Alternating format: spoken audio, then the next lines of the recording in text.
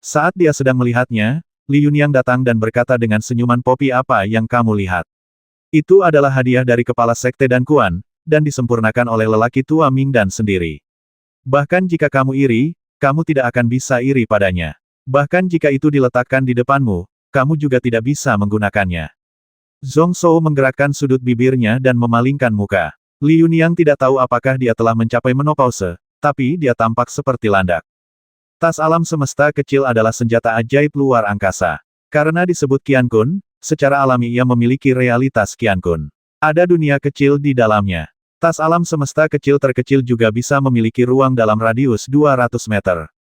Itu terbuat dari kulit hewan halus di atas tingkat ke-8, dan orang yang melakukan pengorbanan juga harus berada di atas alam perjalanan matahari. Di kehidupan sebelumnya, di masa-masa awal permainan Kaisar Dewa, tas Qiankun bisa dijual dengan harga setinggi langit. Itu juga ketika nama Kaisar Pedang secara bertahap menyebar ke alam Cloud. Baru setelah itu dia membasmi lusinan monster tingkat 8 dan membuat tas alam semesta kecil. Memanfaatkan tingginya harga saat itu, saya menghasilkan banyak uang dan mendapatkan sejumlah properti. Belakangan, bahkan pada kenyataannya, saya mendapatkannya. Namun, di era Ding Fei ini, barang-barang seperti tas alam semesta kecil seharusnya sangat langka. Bahkan sekte Ling Futian seperti sekte Dan Kuan hanya memiliki 8-10 murid. Orang tua Mingdan mampu memberikan benda ini kepada Suanyuan Yiren, yang menunjukkan bahwa dia sangat mencintai murid perempuan ini. Dia memang sedikit iri. Akan ada cincin kosong yang lebih kecil di generasi selanjutnya, dengan jarak hanya 1 hingga 10 meter. Namun, biayanya murah dan sangat umum, dan setiap keluarga berpenghasilan menengah mampu membelinya. Namun di era ini, Small Universe Bug adalah senjata ajaib luar angkasa tingkat terendah. Adalah suatu kebohongan untuk mengatakan bahwa saya tidak iri. Saya juga pernah mendengar beberapa metode pemurnian cincin Void. Saya ingat di sebelah timur Yunlu dan barat, terdapat asal-muasal batu mortal Sumeru. Salah satunya tidak jauh dari Gunung Qiantian. Sekarang saya juga telah mengembangkan jiwa saya, kekuatan, saat itu mungkin kamu bisa mencoba menyempurnakan 1 atau 2 sendiri. Sungguh merepotkan untuk membawa semua barang ini bersamamu. Zhong Shou tanpa sadar mengobarkan api di bawah matanya, membuat apinya semakin kuat. Saya sedang memikirkan bahan apa lagi yang dibutuhkan untuk Void Ring selain batu Sumeru. Cuksue dan Lian Fan telah kembali dengan mangsanya, yang ternyata adalah 3 nangui bermotif salju tingkat 2, masing-masing berbobot lebih dari 4.000 kg. Zhong Shou mengangkat alisnya dan menjadi tertarik. Lakukan sendiri. Meski banyak terdapat binatang buas di hutan liar ini, namun sebagian besar dagingnya keras dan sulit dikunyah serta tidak dapat ditelan. Sedangkan untuk nangui bercorak salju, hewan yang lembut ini biasanya paling malas, sehingga dagingnya lembut dan rasanya sangat lezat. Dengan skill yang dikembangkan dalam game tersebut, hanya butuh waktu setengah jam untuk memanggang nangui bermotif salju tersebut hingga berwarna keemasan. Setelah menambahkan bumbu ke dalam kebiasaan, baunya memikat. Manusia di sekitarnya mengeluarkan air liur. Mata Suanyuan Yiren berbinar-binar, dan meskipun ekspresinya tetap tenang dan anggun, nafsu makannya tidak sebaik Lian Fan. Bahkan Li Yunyang, yang hanya mencoba menonton lelucon, pun terkejut. Kaki nangui yang dipotong setengahnya dimakan dalam sekejap, tetapi wanita itu berkata dia tidak akan pernah memaafkannya. Daging panggangnya cukup enak, tapi sudah dikatakan sejak zaman kuno bahwa seorang pria akan tinggal jauh dari dapur. Belum lagi para pahlawan besar di dunia hanyalah beberapa ahli seni bela diri yang ambisius. Siapa yang akan mempelajari keterampilan dasar ini? Suanyuan Yiren sedikit mengernyit, merasa pernyataan ini agak berlebihan, dan akan berhenti. Li Yunyang kemudian melihat ke sisi lain, Cuksue, yang masih ditutupi bulu burung, dan mencibir, kamu adalah pelayan yang menangkap burung-burung itu di atap mobil setiap hari, tapi apa gunanya? Benarkah menyenangkan? Anda adalah dia tuan muda, Anda tidak peduli. Jika Anda adalah seorang pemuda seni bela diri yang baik yang tidak rajin berlatih seni bela diri, tetapi bersikeras bermain dengan burung-burung itu setiap hari, saya pikir dia akan hancur seperti ini. Cuksue sudah lama muak dengan wanita ini, dan sekarang dia merasa semakin tidak bahagia ketika mendengar ini. Dia mengangkat alisnya dan berkata, apa hubungannya denganmu kalau aku hanya ingin bermain dengan burung? Itu anak muda tuan yang ingin aku menangkap burung. Bahkan jika aku benar-benar tidak berguna, aku tidak akan melakukannya denganmu. Itu tidak ada hubungannya denganmu. Juga, aku tidak bermain-main. Saya telah menangkap 60 burung dan melewatkannya, tetapi sekarang saya dapat menambahkan 168. Jika itu Anda, mengapa Anda tidak mencobanya saja? Pelatihan, teman-teman, apa kemampuan mereka? Ketika dia mendengar kata-kata Li Yunyang bermain dengan burung, Zhong Shou tidak bisa berhenti tertawa. Fan hampir ingin tertawa terbahak-bahak, tetapi tanpa sadar pikirannya tersesat. Setelah mendengar ini, saya malah tertawa diam-diam dan merasakan sakit perut. Li Yunyang memandang dengan dingin dan memandang Zhong Shou dengan jijik. Dia tidak berkata apa-apa lagi, hanya mengambil 2 sangkar burung dari mobil dan melompat ke dalam hutan. Hanya butuh 3 saat untuk keluar. Sangkar burung itu berisi burung pipit, tepatnya ada 200 ekor. Li Yunyang tersenyum percaya diri, dan setelah membiarkan mereka semua terbang, dia berdiri di tengah halaman. Tubuhnya bergerak, menangkap burung-burung yang terbang menjauh dari waktu ke waktu.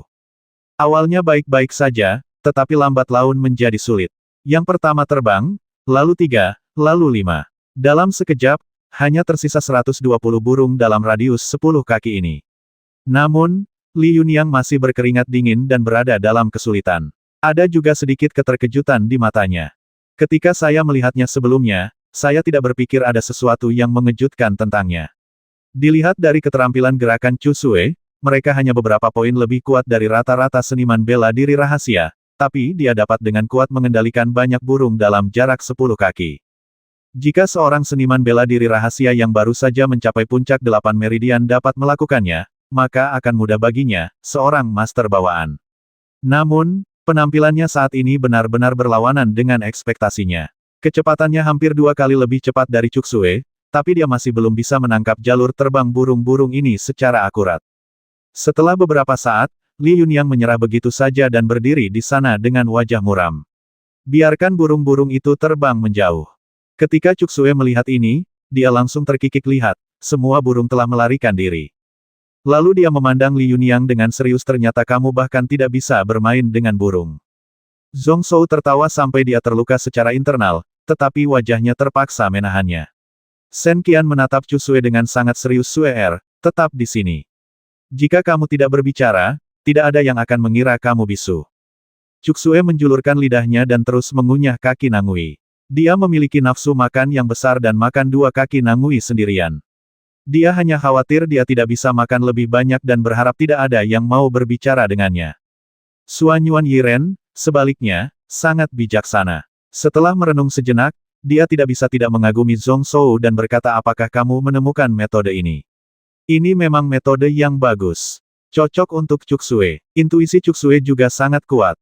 Wajah Li Yunyang menjadi semakin pucat. Setelah mendengus dingin, dia diam-diam berjalan ke api unggun dan duduk lagi. Wajah dengan tampilan suram dan tidak pasti, diterangi oleh cahaya api, terlihat sangat aneh. Setelah itu, baik Suanyuan Yiren maupun Li Yunyang tidak mengatakan apapun satu sama lain. Setelah manusia makan dan minum cukup, mereka duduk dan beristirahat di dekat api. Zhong Shou duduk bersila, seolah tertidur. Tangan di dalam lengan selalu memegang pisau terbang bermotif awan. Bersihkan pedang dengan nafas, beri nutrisi pada pedang dengan semangat. Pikiran jiwa membangun jembatan, menyalin setiap jejak maksud pedang Jingyun Senmi ke pedang. Bahan pisau terbang bermotif awan telah mencapai puncak senjata jimat. Kekuatan pedang yang dibawanya 5 kali lipat dari jimat daun willow. Tapi sekarang Zhong Shou telah mencapai kondisi meninggalkan tubuhnya, dia dapat menyalin maksud pedang penghancur Jingyun Sen dengan mudah dan terampil. Namun, jumlah pisau yang dibawanya tidak bertambah melainkan berkurang, dan ia hanya membawa 4 pisau. Meskipun keterampilan menggunakan pedang 6 dewa miliknya sempurna, setiap pedang menghabiskan banyak energi. Semakin fokus Anda, semakin kuat jadinya Anda. Hari sudah hampir fajar, kuda angin sudah cukup istirahat, dan semua orang siap berangkat. Tiba-tiba, di hutan di kejauhan, semburan api melonjak ke langit. Pada ketinggian 5.000 kaki, itu meledak di udara, dan itu adalah sebuah pil. Api merah di mulut kata itu bersinar ke langit dan dapat dilihat ribuan mil jauhnya. Li Yunyang terkejut saat melihat ini, dan Suanyuan Yiren juga berdiri tanpa sadar, hendak bergegas menuju ke arah percikan api, tapi tiba-tiba berhenti. Setelah melihat Zhong Shou, dia ragu-ragu sejenak. Zhong Shou, sebaliknya, menatap ke langit dengan mantap dan berkata dengan tenang, ini adalah simbol api dari sekte dan kuan Anda.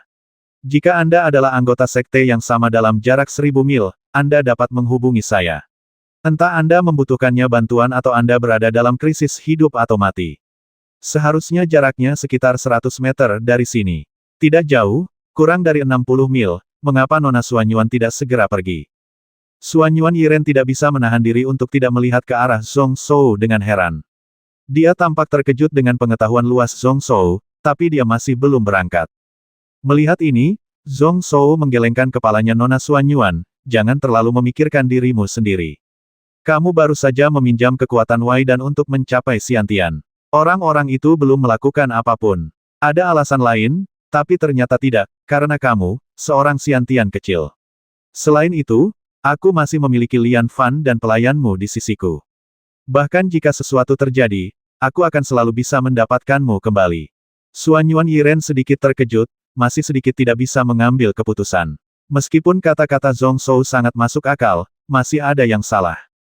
Namun saat ini, saya tidak dapat memikirkan alasan apapun. Dan Li Yunyang juga berdiri saat ini dan membungkukkan roknya. Nona, jangan khawatir, kamu akan dijaga oleh Yunyang di sini. Jika kamu tidak dapat merekrut seseorang dari sekte yang sama, kejahatannya bukanlah hal yang sepele. Jika sekte Nona muda hanya mencari seseorang untuk membantu, itu saja. Jika Anda menghadapi musibah hidup dan mati, lakukan saja satu persatu. Sebelum dia selesai berbicara, Xuanyuan Yiren terbang seperti burung layang-layang yang terbang ringan. Dia meremas seni roh dengan tangannya dan terbang ke udara. Dalam sekejap mata, ia menempuh jarak ratusan kaki. Dia hanya berkata, aku akan kembali segera setelah aku pergi. Keheningan kembali terjadi di hutan, dan semua orang menunggu dengan tenang. Setelah sekitar setengah cangkir teh, Zhong Zhou tiba-tiba tersenyum dan mengikat pedang gigi guntur dan pedang gelombang hitam di pinggangnya. Lalu dia bersandar di pohon raksasa di belakangnya dengan tenang. Shen Qian malas dan memandangi hutan yang tiba-tiba tampak sangat aneh dan dalam. Apa yang seharusnya terjadi, pada akhirnya akan datang. Dia telah menunggu pertempuran ini selama 5 hari penuh. Jika kita tidak menggunakan darah Xiao-Xiao untuk meningkatkan perjalanan kita, bukankah membosankan untuk kembali lagi? Lian Fan jelas pernah merasakan angin dan ombak, dan dia segera meraih senjata di tangannya.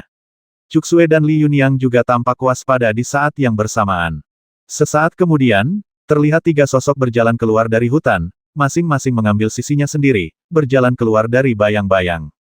Yang satu kurus, yang lain seperti juru tulis, dan yang terakhir kuat. Senjata yang digantung di pinggang mereka semuanya berbentuk pedang, namun panjang dan lebarnya berbeda.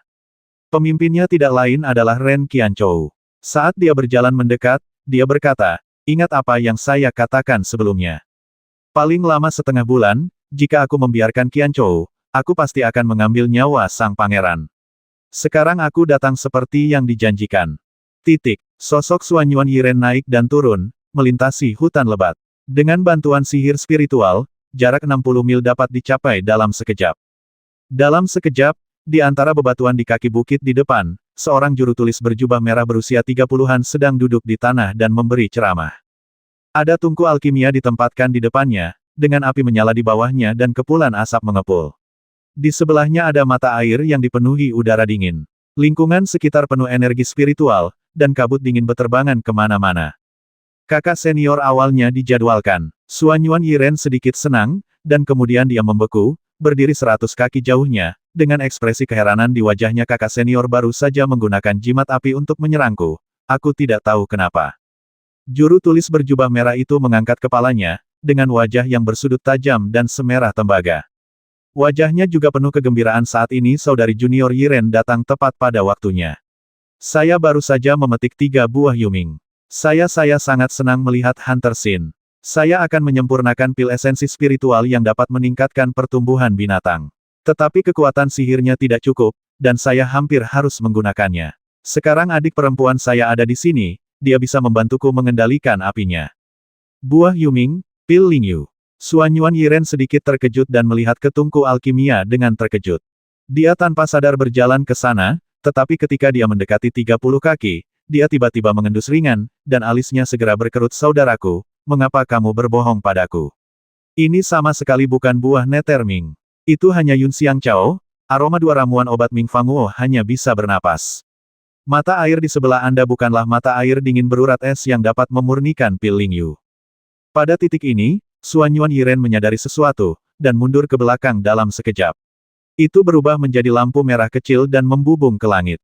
Ketika juru tulis berjubah merah melihat ini, dia hanya bisa menghela nafas. Pantas saja sang guru selalu berkata bahwa kamu, Yiren, adalah orang yang paling mungkin mewarisi jubahnya di sekte dan kuan kami. Mungkin bakat dalam seni spiritual dan seni bela diri tidak sama di antara saudara-saudari kita. Tidak menonjol, tapi kalau soal bakat alkimia, tidak ada di antara kami yang bisa menandingi Anda. Campuran rumput Yunxiang dan buah Mingfan ini dibuat oleh saya setelah memeras otak. Saya secara sadar menggunakannya untuk berpura-pura bahwa buah Yuming itu sempurna, tapi ternyata saya melakukannya. Aku bahkan tidak menyembunyikannya darimu untuk sesaat, tapi... Sebuah benda tiba-tiba terlempar dari tangannya, seperti bunga hydrangea merah, tapi tiba-tiba benda itu meledak di udara, dan benang sutra merah yang tak terhitung jumlahnya berserakan. Anehnya, pada saat ini, sebuah sangkar besar terbentuk, seluas beberapa ratus kaki. Seluruh ruang tampaknya tidak bergantung pada seluruh dunia. Benang sutra yang tak terhitung jumlahnya terperangkap di dinding luar, dan jimat spiritual menjulang. Suanyuan Yiren mengeluarkan pedang kayu merah, dan api di sekelilingnya sangat kuat. Dia menebas dan menyerang dengan seluruh kekuatannya, tetapi gagal menerobos. Ketika dia mendarat di tanah, dia melihat ke arah juru tulis berjubah merah dengan ekspresi muram, dengan kemarahan tersembunyi di matanya. Yuan Ding merasa bersalah saat melihatnya, dan tanpa sadar memalingkan wajahnya dan berkata, adik perempuan, jangan salahkan aku. Sangkar sutra 1000 laba-laba merah ini dipinjamkan kepadaku oleh kakak laki-laki. Tanpa benda ini, aku tidak akan melakukannya. Aku tidak bisa menjebakmu. Tapi denganku kekuatan sihir hanya bisa bertahan paling lama 3 jam. Pergi saja. Kali ini, kakak laki-laki senior juga berada di bawah perintah master. Dia memiliki tubuh garis ganda dan tidak bisa berlatih. Dia benar-benar bukan pasangan yang cocok untuk adik perempuannya. Mu Huangjue tampaknya memiliki beberapa kekurangan, dan ada senjata kuno di sekte Sang Kiao. Ramuan kuno Hansuan yang diturunkan dapat membantu adik perempuan. Aku tidak punya pilihan selain melakukan ini hari ini, mohon maafkan aku, adik junior. Suanyuan Yiren tidak berkata apa-apa, berbalik dan menebas dengan pedangnya lagi, menyebabkan gelombang riak muncul di penghalang tak terlihat. Lusinan jimat muncul di sekelilingnya dan terbakar satu demi satu. Di atas pedang kayu itu, ada juga api besar. Setelah memotong lebih dari 10 benang berturut-turut, pedang itu tidak mampu menahan kekuatan sangkar 1000 benang. Melihat bahwa dia masih tidak bisa menerobos, Suanyuan Yiren memuntahkan pil api lagi, mengenai lapisan benang sutra, menyala terang. Dia juga meminum pilnya satu demi satu, membuat pedangnya bersinar lebih kuat. Adik perempuan, kenapa kamu ada di sini? Yuan Ding menggelengkan kepalanya. Apakah kamu tahu siapa yang mengambil tindakan di sana? Pedang licik Yun Xiasan, pedang Lan, pedang murka Xie Jun, Yun Tao. Bahkan di antara ahli seni bela diri bawaan, mereka hanya 1 dari 100. Meskipun sang pangeran memiliki seniman bela diri bawaan dan Li Yunyang di sampingnya, dia jauh dari tandingan ketiga orang ini. Siapapun bisa mengatasinya dengan mudah. Sejauh yang saya tahu, selain ketiga orang ini, penguasa Gunung Yunxia juga mempekerjakan orang lain untuk mengikutinya secara diam-diam untuk memastikan kelengkapan. Tunangan Anda sama sekali tidak memiliki harapan untuk hidup. Bahkan jika Anda terburu-buru kembali sekarang, saya khawatir itu tidak akan membantu. Suanyuan Yiren menggigit dagunya dengan gigi putihnya, dan sedikit darah mengalir darinya. Memutar tangan gioknya, dia mengeluarkan jarum emas satu demi satu dan menusuk tubuhnya satu demi satu. Aura berapi-api segera bangkit kembali, menjadi beberapa kali lebih kuat.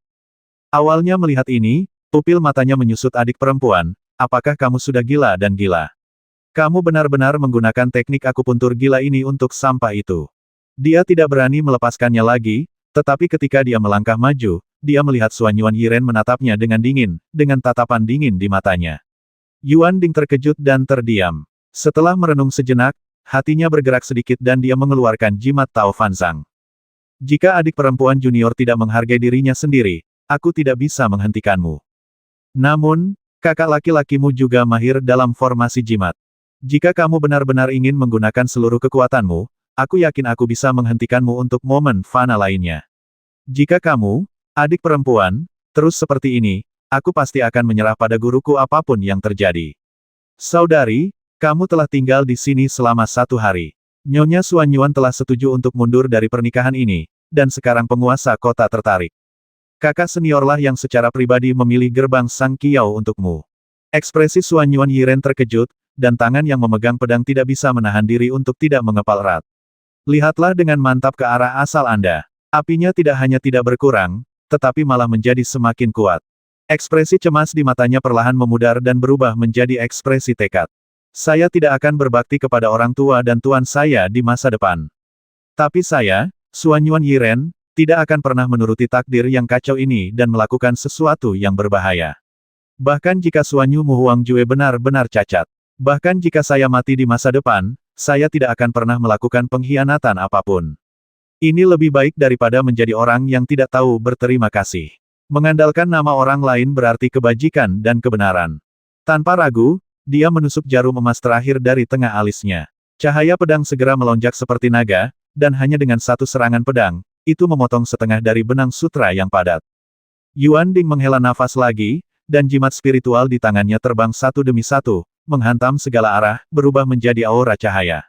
Pada saat ini, ruang di dalam sangkar seribu kawat menjadi beberapa kali lebih stabil. Benang-benang yang dilatih itu juga sembuh satu demi satu. Pada saat inilah kekuatan pedang yang selalu berubah tiba-tiba muncul di kejauhan. Tenaga yang tersisa melonjak, dan meskipun jaraknya puluhan mil, Anda masih bisa merasakannya. Yuan Ding mengangkat alisnya, dan sedikit kegembiraan terpancar di wajahnya. Sebaliknya, Xuanyuan Yiren bisa digigit hingga berkeping-keping oleh gigi peraknya. Sekali lagi, di dalam hutan lebat, suasananya semakin kental dan berat. Lanjian Yunxiasan Xiejun telah bertemu putra mahkota Zongshu. Pria tampan yang berpenampilan seperti juru tulis itu juga mulai berjalan. Energinya terkondensasi, dan tampak seperti kabut yang melayang di pegunungan. Kenyataannya tidak dapat diprediksi. Itu selaras dengan kekuatan pedang Ren Qianchou yang selalu berubah. Pria kekar itu tersenyum galak. Aku adalah pedang murka Yuntao, dan aku akan datang bersama kakak laki-lakiku untuk mengambil nyawamu. Saat berjalan, ia berjalan dengan kepala terangkat tinggi, sekuat binatang buas, dengan momentum yang dahsyat. Menatap Zhong Zhou dengan dingin, seolah sedang memeriksa mangsanya. Lian Fan menyipitkan matanya, dan napasnya menjadi sangat berat saat ini, tetapi dia masih mengeluarkan senjatanya, dan ada senjata spiritual berbentuk kait yang cerah, wajahnya kental. Tapi Li Yunyang terkekeh, mundur 20 kaki, dan berdiri jauh.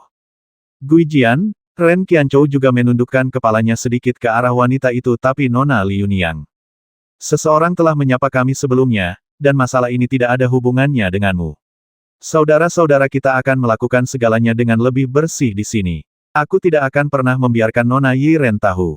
Zhong Zhou ini memiliki sedikit dendam terhadapku, dan bahwa Zhong Wei sangat menyinggung Tuan Gunungku. Kali ini, saudara kita tidak akan pernah membiarkan dia mati dengan mudah. Tunggu di dekat sini. Tapi Li Yunyang menggelengkan kepalanya dan tidak berniat untuk bergerak. Saya tidak khawatir, jadi sebaiknya saya menonton di sini. Saya juga membasmi orang tanpa perhitungan di masa lalu, adegan seperti apa yang belum pernah saya lihat. Tidak peduli apa berarti kamu menggunakannya, selama ini jika Zhong Zhou mati, aku akan merasa nyaman. Cuksue langsung marah dan menatap tajam ke arah Li Yunyang. Zhong Zhou mengusap keningnya dengan lemah, bertanya-tanya apa yang sedang terjadi. 4 kelinci, di depan seekor harimau, mendiskusikan cara membasmi harimau dan membaginya menjadi 4 bagian. Apakah itu terlalu mudah? Ketika Ren Qianchou mendengar ini, dia menyeringai tidak apa-apa. Tapi metode Ren Qianchou sangat berdarah. Saya hanya berharap gadis itu benar-benar bisa menahan diri dan tidak meludahkannya. Tatapan Senran sekali lagi menatap bocah setengah ibel di bawah pohon, dengan niat membasmi berkobar di matanya. Tapi dia melihat Zhong Shouzeng menggelengkan kepalanya sedikit, tidak berdiri, dan dengan santai memberikan instruksi Suer, 10 mil jauhnya ke selatan, ada seorang guru spiritual yang memiliki alam di luar tubuh. Pergilah bersama aku, singa, dan ambil kepala manusianya. Beri kamu waktu 1/4 jam, jika kamu melebihinya, aku akan memukulmu. Cuksue berhenti memelototi Li Yunyang, menjawab, dan melompat ke hutan di selatan tanpa ragu-ragu. Pada saat ini, tidak hanya Li Yunyang dan Lian Fan yang tercengang, Ren Qianchou dan Xie Jun juga terkejut. Li Yunyang merasa marah dan lucu. Dia meminta Cuksue menjauh saat ini. Tapi akankah ketiga orang ini hanya duduk diam dan menonton? Bahkan jika memang ada seorang guru spiritual yang berada di alam luar tubuh, bagaimana Cuksue Naihe bisa mendapatkannya? Tapi Ren Qianchou dan Xie Jun terkejut dan bingung. Memang ada seorang guru spiritual 10 mil di selatan. Tanpa sadar, dia ingin menghentikan Cuksue yang berlari kencang. Tapi Zhong Zhou tiba-tiba berdiri dan menepuk-nepuk bilah rumput dan debu di tubuhnya. Kemudian dia juga mencabut pedangnya, memegang pedang gigi guntur secara terbalik, memperlihatkan gigi putih tipis dan melihatnya dengan senyuman tipis. Aku, Zhong Shou, adalah pria yang baik dan aku tidak bisa memikirkan cara mati yang menyedihkan, apalagi menyiksa. Aku tidak punya pilihan selain membiarkanmu mati begitu saja. Zhong Shouku adalah pria yang baik, dan aku tidak bisa memikirkan cara mati yang menyedihkan, apalagi penyiksaan. Aku tidak punya pilihan selain membiarkanmu mati begitu saja. Li Yunyang tersenyum tanpa sadar. Dia berpikir bahwa kematian sekte ini sudah dekat, tapi dia masih tega menceritakan lelucon. Namun saat berikutnya, saya merasakan aura yang kuat, tajam, dan tajam, bercampur dengan niat membasmi yang dingin, tiba-tiba melewati satu sama lain. Li Yunyang terkejut. Meskipun energi ini tidak ditujukan padanya, dia masih merasa ketakutan dan tidak dapat dijelaskan, seolah-olah seekor kucing diinjak ekornya, dan seluruh tubuhnya menggigil. Adapun Ren Qianchou dan tiga lainnya, ekspresi mereka semua berubah. Kemudian, di mana Zhong Shou awalnya berdiri, hanya dao talisman yang terbakar di udara, tetapi sosoknya telah menghilang di tempat. Itu berubah menjadi bayangan putih yang tidak terlihat dan sekuat guntur. Hanya di ujung pedang, sedikit ujung pedang melintas, dan jejak guntur ungu bersinar. Pedang ini sangat cepat dan sangat tajam. Zhong Shou sepertinya memusatkan seluruh energinya pada ujung pedangnya. Sama seperti ki yang mereka bertiga rasakan barusan, mereka juga sangat kuat dan tajam dan kaku, sangat tajam dan mendominasi. Kulit Ren Qianchou berubah dan langsung menjadi pucat. Tubuhnya mundur dengan gila, pedang di tangannya berubah menjadi jutaan bunga pedang, dan dia menggunakan seluruh kekuatannya untuk mencoba menghentikannya dengan gila. Ia dikenal sebagai pedang licik. Pedang yang biasa ia gunakan selalu aneh dan tidak dapat diprediksi. Kapanpun pedang terhunus, seringkali mengarah ke arah yang tidak dapat diprediksi oleh orang lain, dan ia selalu bangga akan hal itu. Namun, saat ini, aku hanya membenci ilmu pedangku. Di bawah kekuatan pedang yang tajam dan sangat cepat dari orang barbar ini, tidak ada cara untuk melawan. Tidak ada perubahan, hanya tusukan lurus yang paling sederhana. Tapi serangan pedang ini seperti bintang jatuh, membiarkannya menenun banyak bayangan pedang. Kekuatan pedang masih menembus tanpa ada cara untuk menghentikannya. Inilah kekuatan pedang. Tidak, itu seharusnya merupakan maksud dari pedang itu. Masih salah, itu adalah sajak dari pedang itu. Jelas sekali bahwa Zhong Shu di depannya, bahkan setelah wabah, hanya sebagus master bela diri rahasia 8 meridian. Tetapi pada saat ini, rasanya seolah-olah seorang seniman bela diri surgawi sedang menyerangnya. Tak terhentikan dan tak terhentikan. Tepat ketika ujung pedang, yang bersinar dengan cahaya dingin, berada satu kaki dari tenggorokan. Wajah Ren Qianchou akhirnya menunjukkan sedikit kegembiraan. Akhirnya, saya menangkap jalur pedang ini di saat-saat terakhir. Ada ledakan relaksasi di sekujur tubuh, dan keringat dingin yang tak terhitung jumlahnya keluar dari tubuh. Namun, sesaat kemudian, pupil Ren Qianchou menyusut menjadi bentuk jarum lagi. Pedang Zhong Shou tiba-tiba bersinar dengan kilat, dan kecepatan pedang meningkat hampir 10 kali lipat dalam sekejap. Itu dengan paksa melewati ruang kurang dari satu kaki dan menembus tenggorokannya. Ren Qianchou bahkan bisa dengan jelas mendengar suara tajam pedang saat menembus tenggorokannya. Ada juga suara gemuruh yang meledakkan darah dan dagingnya sendiri. Gelombang energi spiral destruktif menyerbu tubuhnya, menghancurkan vitalitas dalam tubuhnya. Bahkan ada pusaran air, yang sepertinya menyedot esensinya dan memberinya kekuatan. Saat ini, semuanya menghilang tanpa jejak. Dengan lutut lemah, Ren Qianchou menjatuhkan diri di depan Zhong Shou, tidak mampu berlutut. Saat ini, keempat orang di hutan itu seperti patung tanah liat dan kayu, berdiri kokoh di tempatnya. Mulut Li Yunyang terbuka, dan senyuman sarkastik bahkan tidak sempat hilang dari wajahnya. Dia menatap Zhong Shou dengan saksama, dan mata itu sepertinya lepas dari rongganya. Dan pedang marah Lan Jianxie Jun, Yun Tao, tidak bisa lagi bergerak meskipun hanya punya waktu untuk melangkah 10 kaki jauhnya. Terkunci oleh pikiran Zhong Shou, niat dingin dan membasmi menusuk mereka berdua.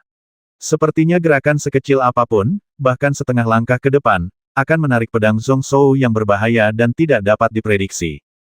Wajah Lian Fan tanpa ekspresi, tapi ada naik turun di dadanya, dan ada gelombang liar di hatinya.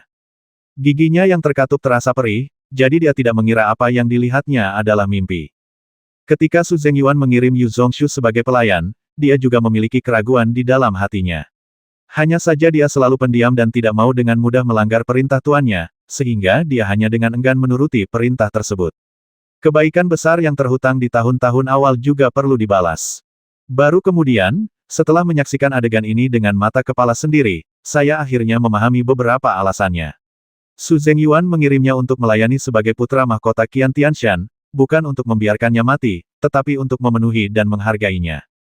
Sebagai seniman bela diri rahasia tingkat 8, Ren Qianchou, yang dikenal sebagai pedang licik dan memahami kekuatan pedang, mati di tempat hanya dengan satu serangan pedang. Tidak heran Lian Cheng, perwakilan Su Zhengyuan hari itu, akan sangat menghormati pangeran ini. Lalu terasa konyol lagi. Sebelumnya, kupikir ekspresi Zhong Shou agak aneh, tapi sekarang aku merasa sedikit lebih baik dengan suasana hati sang pangeran. Beberapa saat yang lalu, keempat orang ini dengan gembira mendiskusikan cara menyiksa Zhong Shou sampai mati. Sesaat kemudian, tenggorokan Ren Qianchou ditusuk, dan kematiannya telah ditentukan. Mungkin tidak ada yang lebih lucu dari ini di dunia ini, bukan? Di mata Zhong Shou, apa perbedaan antara keempat orang ini dan badut? Meski kata-kata yang diucapkannya menakutkan, namun hanya bisa membuat orang tertawa. Pada saat ini, saya hanya bisa khawatir apakah pedang itu adalah ledakan tiba-tiba dari Zhong Shou, atau apakah pedang itu benar-benar memiliki kekuatan untuk membasmi seniman bela diri puncak bawaan satu persatu. Zhong Shou memegang pedangnya dan merasa esensi yang telah dikeluarkan telah mencapai batas yang bisa dia kendalikan, jadi dia mencabut pedangnya. Biarkan Ren Qianchou menutup lubang di tenggorokannya dan mengabaikannya. Dia berbalik dan melihat ke arah Yuntao tidak jauh dari situ. Namamu Nujian, kenapa kamu tidak marah lagi? Mata Yuntao memerah, dia meraung, melambaikan pedang raksasa setinggi 7 kaki di tangannya, dan terus melangkah maju. Ia datang dengan angin puyuh dan menebas dengan ganas. Tapi Lan Jian dan Xie Jun bereaksi dengan cara yang berbeda. Mereka mengayunkan tubuh mereka ke belakang dan kemudian lari dengan gila-gilaan ke kejauhan bahkan tanpa menoleh. Zhong Shou terkekeh, menjentikkan lengan bajunya sembarangan, dan sedikit cahaya dingin keluar, lalu menikamnya dengan pedang yang sama.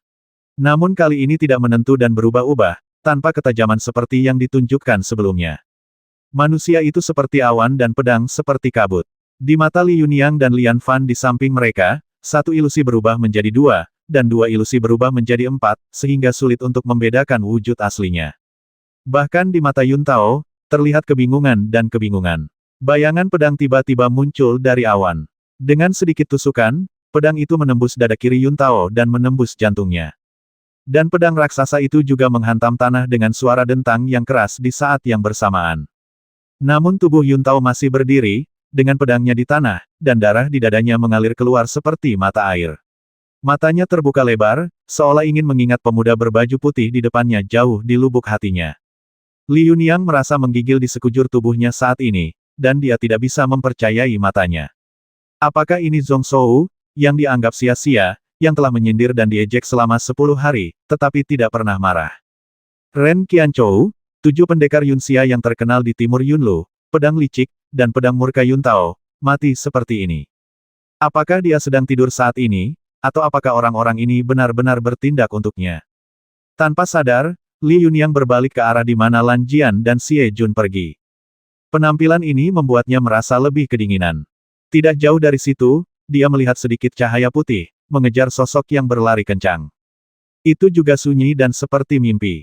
Tidak peduli seberapa cepat Xie Jun berlari, dia tetap didekati dengan cepat. Tubuhnya berputar di udara, dan tiba-tiba berbelok ke selatan dengan sudut yang luar biasa.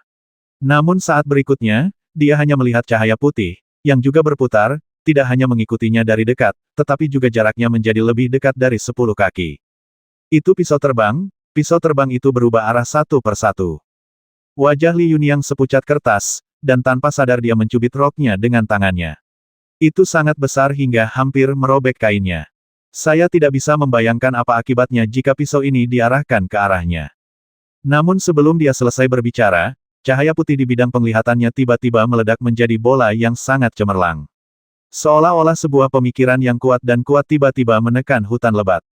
Dan Xie Jun juga mengeluarkan raungan ngeri di saat yang bersamaan. Maksud pedang, bagaimana itu bisa menjadi pedang penghancur Jing Yun Sen? Kata-kata itu berhenti tiba-tiba, dengan suara yang tajam. Li Yunyang melihat Xie Jun dan pedangnya dipakukan dengan kuat ke pohon dengan pisau terbang.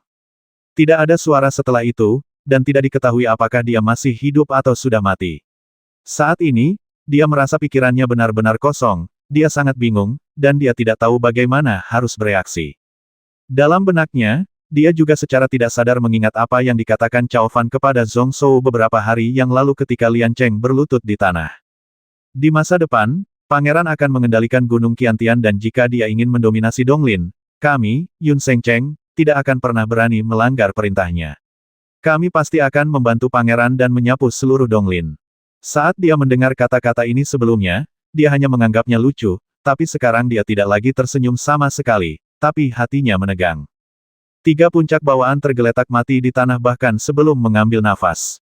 Saya ingat klan Qian Tianshan baru berusia 20 tahun ketika dia tiba di Xiantian.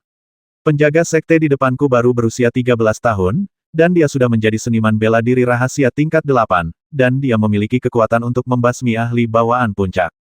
Dengan kekuatan seperti itu, bukankah mungkin mengendalikan Qian Tianshan dengan mudah? Jika aku bisa menjalani kehidupan fana lainnya dan menyapu seluruh alam awan timur. Pantas saja Su Zhengyuan begitu bangga, namun ia rela menyerah pada Zhong Zhou. Lalu dirimu sendiri, apa itu? Sebuah lelucon. Karena Anda memiliki kekuatan yang luar biasa, apalagi yang Anda sembunyikan. Bukankah semua sekte surgawi besar di dunia berbondong-bondong mendatangi mereka seperti bebek? Rumah spiritual 19, 10 tanah suci, harus mempertaruhkan nyawa mereka untuk membawa pangeran ini ke bawah sekte mereka. Ngomong-ngomong, ada juga niat pedang. Dunia yang baru saja membasmi Yun Tao, dan pisau terbangnya, jelas merupakan maksud pedang penghancur Jing Yun Sen. Ada juga pedang di awal, yang samar-samar bisa dibedakan. Namun ide pencak silat itu memiliki arti yang luas dari serangan ahli pencak silat bawaan. Sajak pedang ada pada tingkat tertentu, tetapi memiliki arti pedang yang sebenarnya. Terlebih lagi, keduanya adalah ilmu pedang yang sangat berbeda, diintegrasikan menjadi satu. Mereka semua memiliki pencapaian yang sangat tinggi dan dapat beralih dengan mudah. Li Yunyang merasa dia menjadi gila. Monster macam apa yang ada di depanku? Niat pedang? Itu sebenarnya niat pedang. Ren Qianchou, yang setengah berlutut di tanah, tiba-tiba mengeluarkan seteguk darah.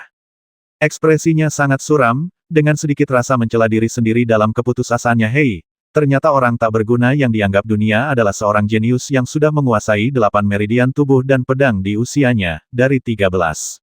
Konyol, sungguh konyol. Sungguh konyol bahwa Qian Tianshan Zhong Xizong yang begitu delusi sehingga dia benar-benar ingin bersaing dengan Anda. Konyol juga bahwa saya Ren Qianchou, buta dan bodoh, dan tidak tahu siapa saya mampu. Zhong Zhou menatap dingin ke arah Xie Jun di hutan dan memutuskan bahwa pria ini tidak punya kehidupan lagi. Kemudian dia menoleh dan menoleh dengan heran. Hidupmu tampaknya lebih baik daripada hidup kecoa, tapi kamu belum mati. Pada saat itu, mata Ren Qianchou hampir pecah, dan dia hanya merasakan rasa kantuk di kepalanya, dan kesadarannya perlahan menghilang. Tapi wajahnya bahkan lebih garang dan sangat gila. Kamu pikir kamu bisa membasmiku bertiga saja dan kamu bisa tidur nyenyak. Bagaimana kamu bisa membayangkan metode guru Gunung Yunxiaku? Pasti ada orang lain di belakang kita bertiga. Orang pendukungnya mungkin adalah Li Xieling, hehe. Kita bersaudara akan melanjutkan dan menunggu pangeran turun dan menemuiku. Ketika 3 kata Li Xieling disebutkan, sosok Li Yunyang tiba-tiba bergetar lagi, menunjukkan sedikit ketakutan, seolah-olah dia mendengar sesuatu yang sangat menakutkan, dan bahkan bekas darah terakhir muncul di wajah pucatnya. Dia hampir sepenuhnya melupakan keterkejutan yang diberikan Zhong Zhou padanya sebelumnya. Ren Qianchou sedang batuk darah, seolah-olah dia hendak mengatakan sesuatu yang lain, tetapi sebelum dia dapat berbicara, Zhong Zhou menebas dengan cahaya pedang lain dan memotong kepala Ren Qianchou dengan satu serangan. Kemudian dia memandang sambil berpikir ke hutan lebat di sisi lain kiri. Saya melihat seekor burung hantu duduk di dahan, tergantung terbalik, melihat ke sini. Bulunya berwarna hijau, tersembunyi di antara dedaunan, dan nafasnya sangat lemah hingga hampir tidak terdeteksi. Mereka hanya saling memandang sejenak, dan senyuman muncul di wajah Zhong Zhou. Kuda mereka turun ke sini. Dalam jarak 100 kaki, hampir semua burung dan binatang telah melarikan diri tanpa jejak. Bukankah aneh kalau hanya ada satu burung hantu yang tersisa di sini? Mata burung hantu itu berkedip-kedip beberapa saat lalu terbang ke langit. Tubuhnya tiba-tiba membesar 10 kali lipat, hembusan angin kencang bertiup, dan dia ingin terbang ke langit yang jauh. Hanya satu pukulan dan satu pukulan sudah lebih dari 700 kaki. Zhong Zhou menggelengkan kepalanya dan melemparkan pedang gigi guntur di tangannya. Itu berubah menjadi cahaya ungu, melintas di udara, dan memakukan burung hantu itu hidup-hidup. Sambil menangis, burung raksasa di langit itu langsung terjatuh. Zhong Shou tidak melihat dengan hati-hati, dia hanya menunggu burung itu jatuh sebelum dia mengambilnya dengan tangannya yang besar. Pedang gigi guntur segera berubah seperti spiral, tiba-tiba ditarik keluar dari bangkai elang, dan terbang terbalik ke tangannya. Zhong Shou, dengan sedikit keraguan di matanya, memandang Li Yunyang yang tidak sadarkan diri di dalam rumah lalu siapa Li Xiling. Kenapa aku belum pernah mendengar tentang Yuyu? Untuk dapat membuat Li Yunyang, seorang seniman bela diri bawaan, menjadi begitu menakutkan, dia harus menjadi sangat terkenal. Tapi Zhong Shou memutar otak dan menelusuri ingatannya, tapi tidak ada informasi tentang orang ini. Nading, Zhong Shou bodoh dan bodoh. Puluhan ribu tahun kemudian, tidak peduli buku sejarah sebenarnya atau permainan Kaisar Dewa yang diproduksi berdasarkan segala sesuatu di era ini, tidak ada karakter seperti Li Xiling. Mungkinkah orang ini adalah seniman bela diri yang kuat? Li Yunyang kembali sadar dan mendengus tanpa sadar, dengan wajah pucat yang tidak mau menjawab. Kalau soal bakat, dia bertanya pada dirinya sendiri, tidak peduli betapa budaknya dia saat ini. Putra mahkota Qian Tianshan ini tidak akan mempermudahnya. Lebih baik bersikap lebih keras sejak awal. Kemudian Zhong Shou dengan tenang mengangkat pedang gigi guntur ke bibirnya dan meniupnya. Darah manusia dan darah elang menetes dari pedang. Cahaya pedang biru putih memantulkan wajah setengah tersenyum Zhong Shou dengan bayangan yang dalam.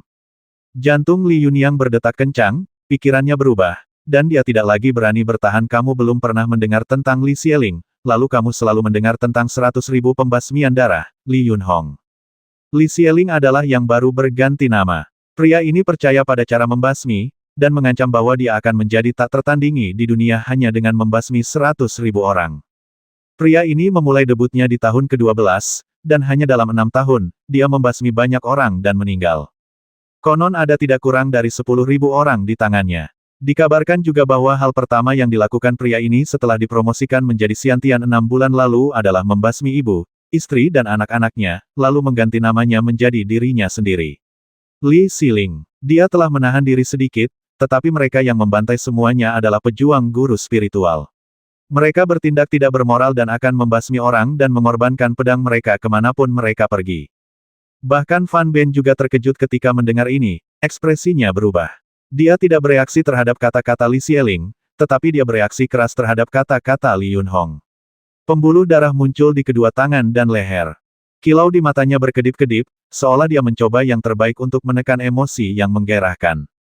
Zhong Shou juga terkejut beberapa saat, dia membasmi tidak kurang dari 10.000 orang dan membasmi ibu dan istrinya. Kedengarannya luar biasa. Jika dia benar-benar memiliki keyakinan yang begitu kejam, dia percaya pada pembasmian murni. Maka kekuatan Li Xiling ini mungkin sangat kuat.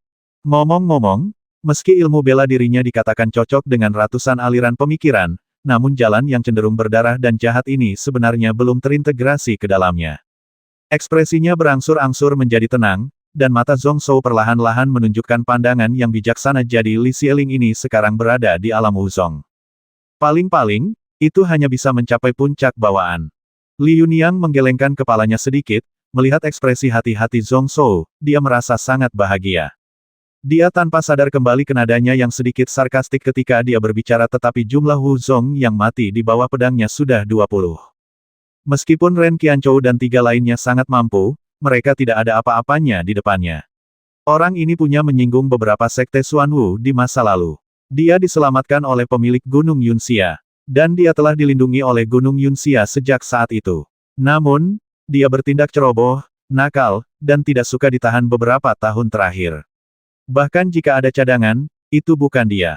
Berbicara tentang ini, Li Yunyang menatap Zhong Shou dengan dingin lagi, dengan penuh penghinaan. Pangeran memiliki rahasia yang dalam dan pedang yang kuat. Tapi sebaiknya kamu berdoa agar orang yang diutus oleh Tuan Yunxia kali ini bukanlah dia. Dengan milikmu sedikit kemampuan, dia akan membasmimu seperti guk-guk. Sebelum dia selesai berbicara, dia mendengar suara tawa di dalam hutan. Terima kasih, Nona, karena begitu hormat dan penting. Jika saya tidak menyalahkan diri sendiri kali ini, saya salah menebak. Sayangnya, ini saya, Li Xiling, yang ada di sini hari ini. Suaranya memiliki sedikit ketidakdewasaan seperti anak laki-laki, tapi juga memiliki daya tarik seperti orang dewasa. Tapi ketika saya mendengarnya, saya merasa itu sangat tajam dan kasar. Nafas Li Yunyang tercekat, dan detak jantungnya hampir berhenti. Sambil menggigit bibir, dia terus menatap sumber suara. Saya melihat seorang pemuda berjubah darah keluar dari hutan. Usianya sekitar 18 tahun, dan wajahnya memerah secara tidak normal, seolah-olah dia sedang demam tinggi. Sorot matanya terkadang gila, dan terkadang sangat dingin. Dia membawa beberapa sachet, jadi dia seharusnya harum. Namun ketika bau itu datang, yang tercium adalah bau darah yang menyengat. Li Xieling pertama kali melihat ke arah bangkai elang besar itu dan menggelengkan kepalanya dengan menyesal, sangat disayangkan bahwa makhluk spiritual yang akhirnya saya temukan mati seperti ini. Tahukah Anda betapa sulitnya bagi kami para pejuang untuk menemukan makhluk spiritual untuk melindungi kami seperti guru spiritual? Berapa biayanya?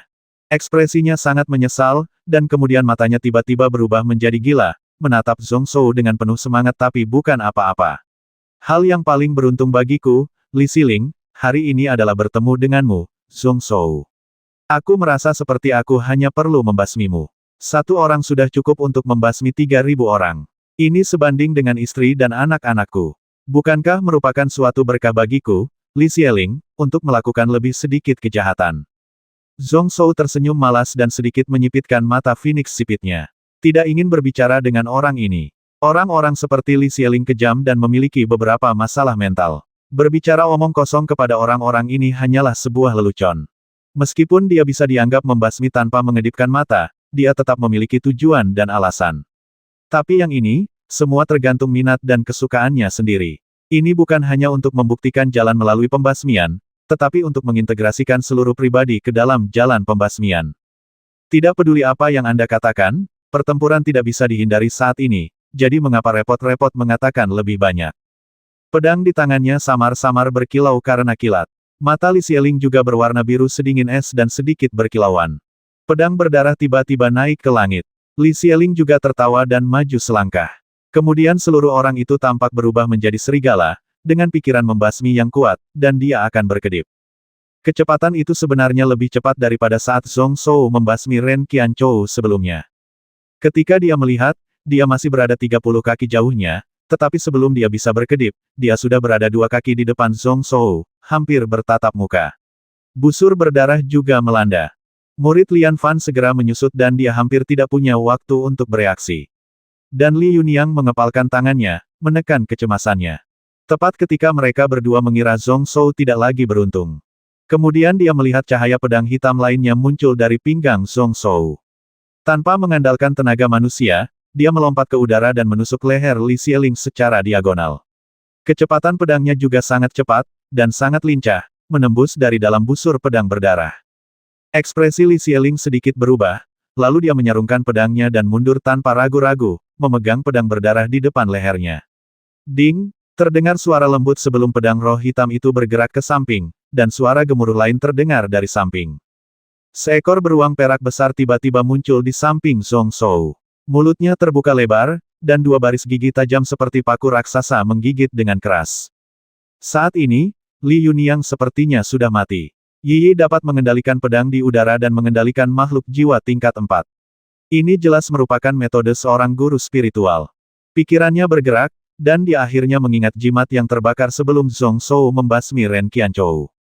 Mengapa saya tidak menyadarinya saat itu? Putra mahkota Gunung Qiantian ini bukan hanya seorang seniman bela diri rahasia tingkat 8, tetapi juga seorang guru spiritual yang mengeluarkan tubuh. Di ruang angkasa yang terjerat oleh benang sutra yang tak terhitung jumlahnya, bola kembang api terus meningkat, membakar benang laba-laba merah yang terus tumbuh. Energi pedang yang berapi-api menembus penghalang tak terlihat, mengeluarkan suara mendesis dari waktu ke waktu, tetapi tidak pernah bisa menembusnya sepenuhnya. Pada saat ini, Xuan Yuan Yiren telah menggigit anunya, wajahnya yang cantik sedingin es, dan dia sangat lemah. Jarum emas yang dimasukkan ke paha tubuhnya semakin bergetar. Hanya kedua mata dingin seperti bintang itu yang masih sedingin pisau dan bertekad untuk melepaskannya.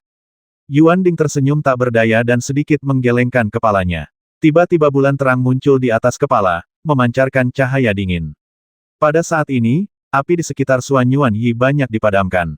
Saat dia hendak berbicara, dia tiba-tiba mengangkat alisnya dan melihat ke arah selatan, nafas Ren Qianzhou itu sepertinya telah menghilang. Begitu cepat. Segera, dia merasakan ada yang tidak beres, dan ekspresi aslinya berubah, dan ekspresinya penuh kejutan dan kebingungan. Aura Ren Qianzhou bukanlah aura seseorang yang telah menyelesaikan masalah ini, tetapi aura tersebut telah sepenuhnya hilang dari persepsi spiritualnya, sama sekali tanpa jejak yang tertinggal. Itu mulai meledak beberapa saat yang lalu, tapi menghilang sepenuhnya setelah beberapa saat. Di saat yang sama, energi lain yang tiba-tiba muncul dan menghilang secara tiba-tiba juga membuatnya takut. Mata Suanyuan Yiren juga menunjukkan sedikit kebingungan dan kecemasan saat ini. Kakak senior, tidak peduli apakah Ren Qianzhou hidup atau mati, masalah di sana sudah selesai. Mengapa kamu tidak melepaskan aku? Apakah kamu akan membuatku, Suanyuan Yiren, membencimu selamanya? Ini, ada saat-saat keraguan dalam rencana awal. Tepat ketika dia merasa sedikit ragu-ragu dan tidak dapat mengambil keputusan, wajahnya tiba-tiba berubah lagi, matanya menunjukkan sedikit ketakutan, dan dia menghirup udara. Siapa ini? Sangat mematikan. Tiba-tiba sepertinya menyadari sesuatu, Yuanding menggelengkan kepalanya dengan sungguh-sungguh maaf, adik perempuan. Karena saya memprovokasi orang ini untuk mengambil tindakan secara pribadi, saya kira ada kecelakaan di sana. Orang ini adalah seorang pembasmi dan menjadi gila meskipun aku bisa mengendalikannya, aku bisa melindunginya, tapi aku mungkin tidak bisa melindungimu. Lebih baik aku tetap di sini dan menunggu hasilnya. Suanyuan Yiren terkejut. Saat berikutnya, ekspresinya juga berubah. Apakah itu orang gila di sini? Orang yang membasmi Li Yunhong dengan 100.000 darah di Gunung Yunxia. Itu orang ini. Yuanding sedikit memiringkan kepalanya, matanya juga rumit, dan dia tersenyum tak berdaya tapi sekarang dia telah mengganti namanya, kamu harus memanggilnya Li Xiling.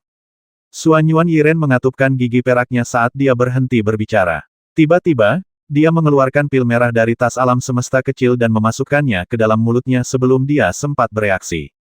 Dalam sekejap, wajahnya memerah. Kulit seperti porselen di sekujur tubuhnya sebenarnya retak dengan bekas darah. Namun kekuatan pedangnya beberapa kali lebih kuat. Hanya pedang biasa yang mampu memotong 80% benang itu. Penghalang tak kasat mata juga tampak terbakar. Yuanding, yang berada di belakangnya, membuka mulutnya karena terkejut. Dia ingin menghentikannya tetapi tidak dapat menghentikannya. Setelah beberapa saat, dia berubah menjadi senyuman pahit. Mengapa Tuan Xiaoran Yuandan memberikan ini padamu? Adik perempuan, kamu seperti ini mengapa repot-repot datang ke sini? Dengan Li Xiling di sini, bagaimana mungkin Zhong Zhou masih memiliki peluang untuk bertahan hidup? Adik perempuan, jika kamu terburu-buru sekarang, kamu tidak hanya tidak berguna, tetapi kamu juga mungkin mempertaruhkan nyawamu. Melihat Suanyuan Yiren mengabaikannya, Yuanding hanya bermeditasi sejenak, lalu dia mengeksekusi mantra sihir, yang mempersempit area yang ditutupi oleh 1000 sangkar sutra hampir 2 kali lipat. Begitu lengan bajunya yang besar dibuka, bola kekuatan yin yang dingin terbang keluar. Saat dibuka, ia langsung terentang seperti cabang pohon anggur, berkelok-kelok menuju Suanyuan Yiren ke segala arah. Tapi matanya lekat-lekat melihat ke arah selatan, sedikit terkejut. Pedang licik, Ren Qianzhou Lanjian, pedang murka Xie Jun, dan Yuntao keduanya telah terkenal selama bertahun-tahun dan kekuatannya tidak lemah ke dunia seni bela diri kapan saja. Saya tidak tahu apa bakatnya. Siapa yang mengambil tindakan untuk membasmi ketiga orang ini begitu cepat? Sangat disayangkan juga secara diam-diam dia menyinggung Li Xiling, yang membasmi Li Xiling dengan 100,000 darah. Sangat disayangkan bahwa pelayan di sebelah Suanyuan Yiren mungkin sudah mati. Saat ini, di hutan lebat 60 mil jauhnya, Li Xiling berlumuran keringat dingin. Pedang darah diangkat secara diagonal, menghalangi jalan Silver Bear. Saya melihat cahaya perak berkedip di antara alis beruang perak itu. Sosok Li Xiling juga mundur dengan keras lagi, mundur dengan gila-gilaan menuju hutan lebat di belakangnya. Cahaya pedang berdarah dari mulutnya juga menembus pedang itu lagi, berbahaya dan berbahaya. Lalu dia membuka kerucut perak itu dengan pedang. Kemudian bidang penglihatannya dipenuhi dengan sosok Zhong Zhou dan kilatan cahaya dingin dari pedang. Sangat tajam dan sangat cepat. Begitu Anda melihatnya, Anda sudah berada di dekatnya. Guntur ungu berkedip-kedip, dan pada saat itu, ujung pedang gigi guntur sepertinya menjadi satu-satunya sumber cahaya di hutan lebat. Cahaya pagi yang menjulang di langit dan terangnya bulan yang belum hilang di langit tak lagi bersinar sedikit pun. Bahkan sepertinya satu-satunya yang tersisa di seluruh dunia hanyalah pedang di hadapanku ini. Mata Li Xiling tiba-tiba terbuka, dan kemudian pembuluh darah di pergelangan tangan kanannya tiba-tiba meledak, dan darah yang tak terhitung jumlahnya, seolah hidup, melilit pedang darah. Sebuah pedang muncul dengan suara ding yang lembut, dan tepat sebelum otaknya tertusuk, pedang gigi guntur dimiringkan. Kemudian dalam sekejap, air terjun pedang jatuh seperti hujan, dan kekuatan pedang berbalik dan mencekiknya kembali. Bayangan pedang berdarah yang hampir gila itu sepertinya memotong sosok bocah setengah ibel di depannya menjadi jutaan keping. Zhong Zhou tertawa sedih, dan dengan tenang membuat segel lagi dengan tangan kirinya.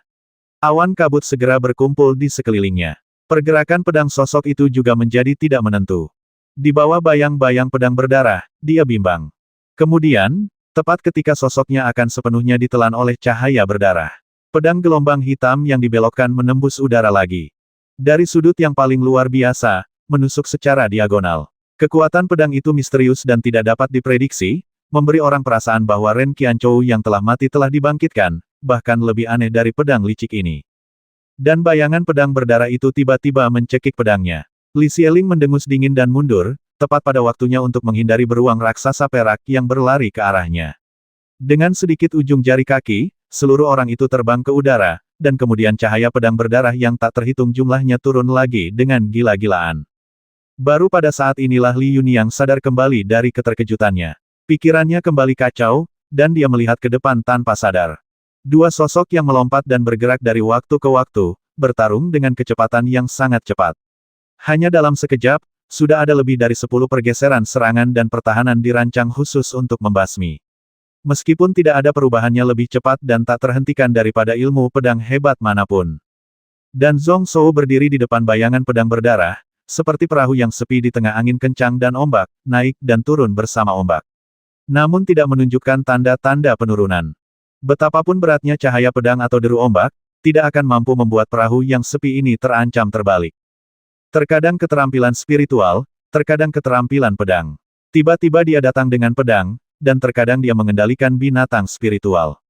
Ia selalu mampu menekan aura pembasmi Li Xieling di saat yang paling tepat.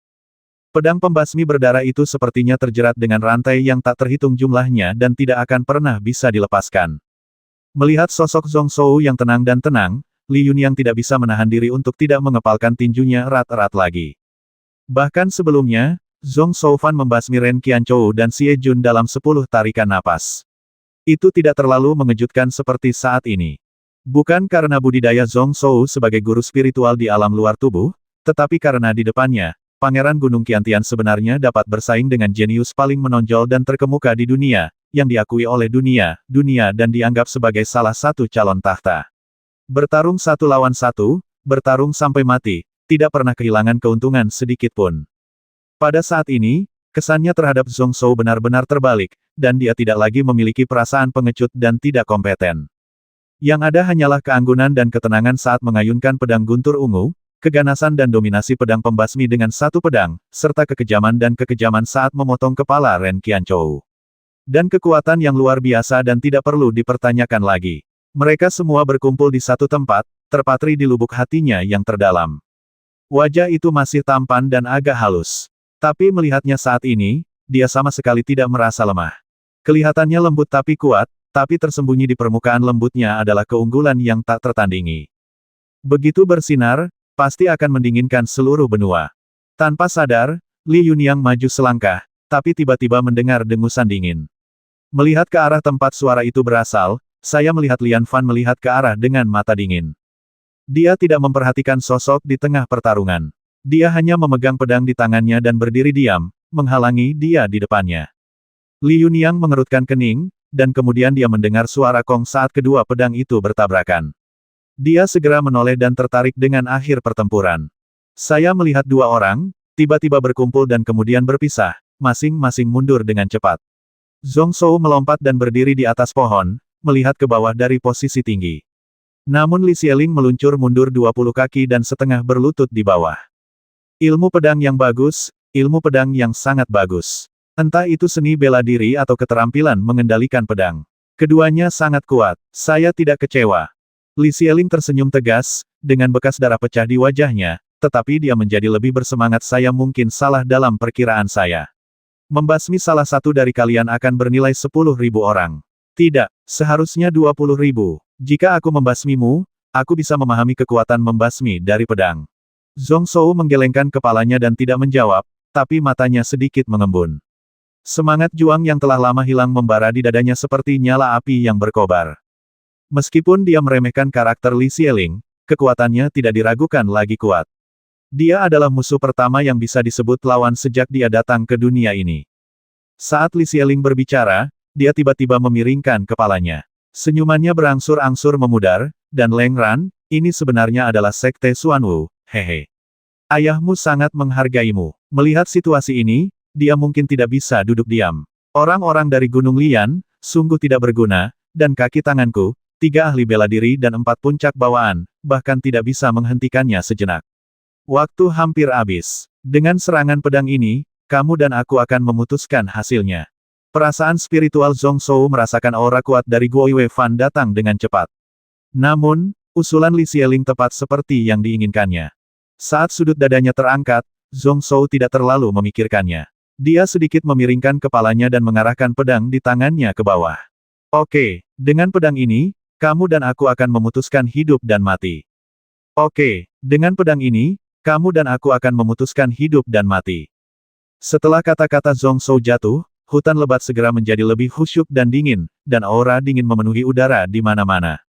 Li Yunyang mau tidak mau mengecilkan pupil matanya, dan Lian Fan mau tidak mau menjadi sedikit terganggu.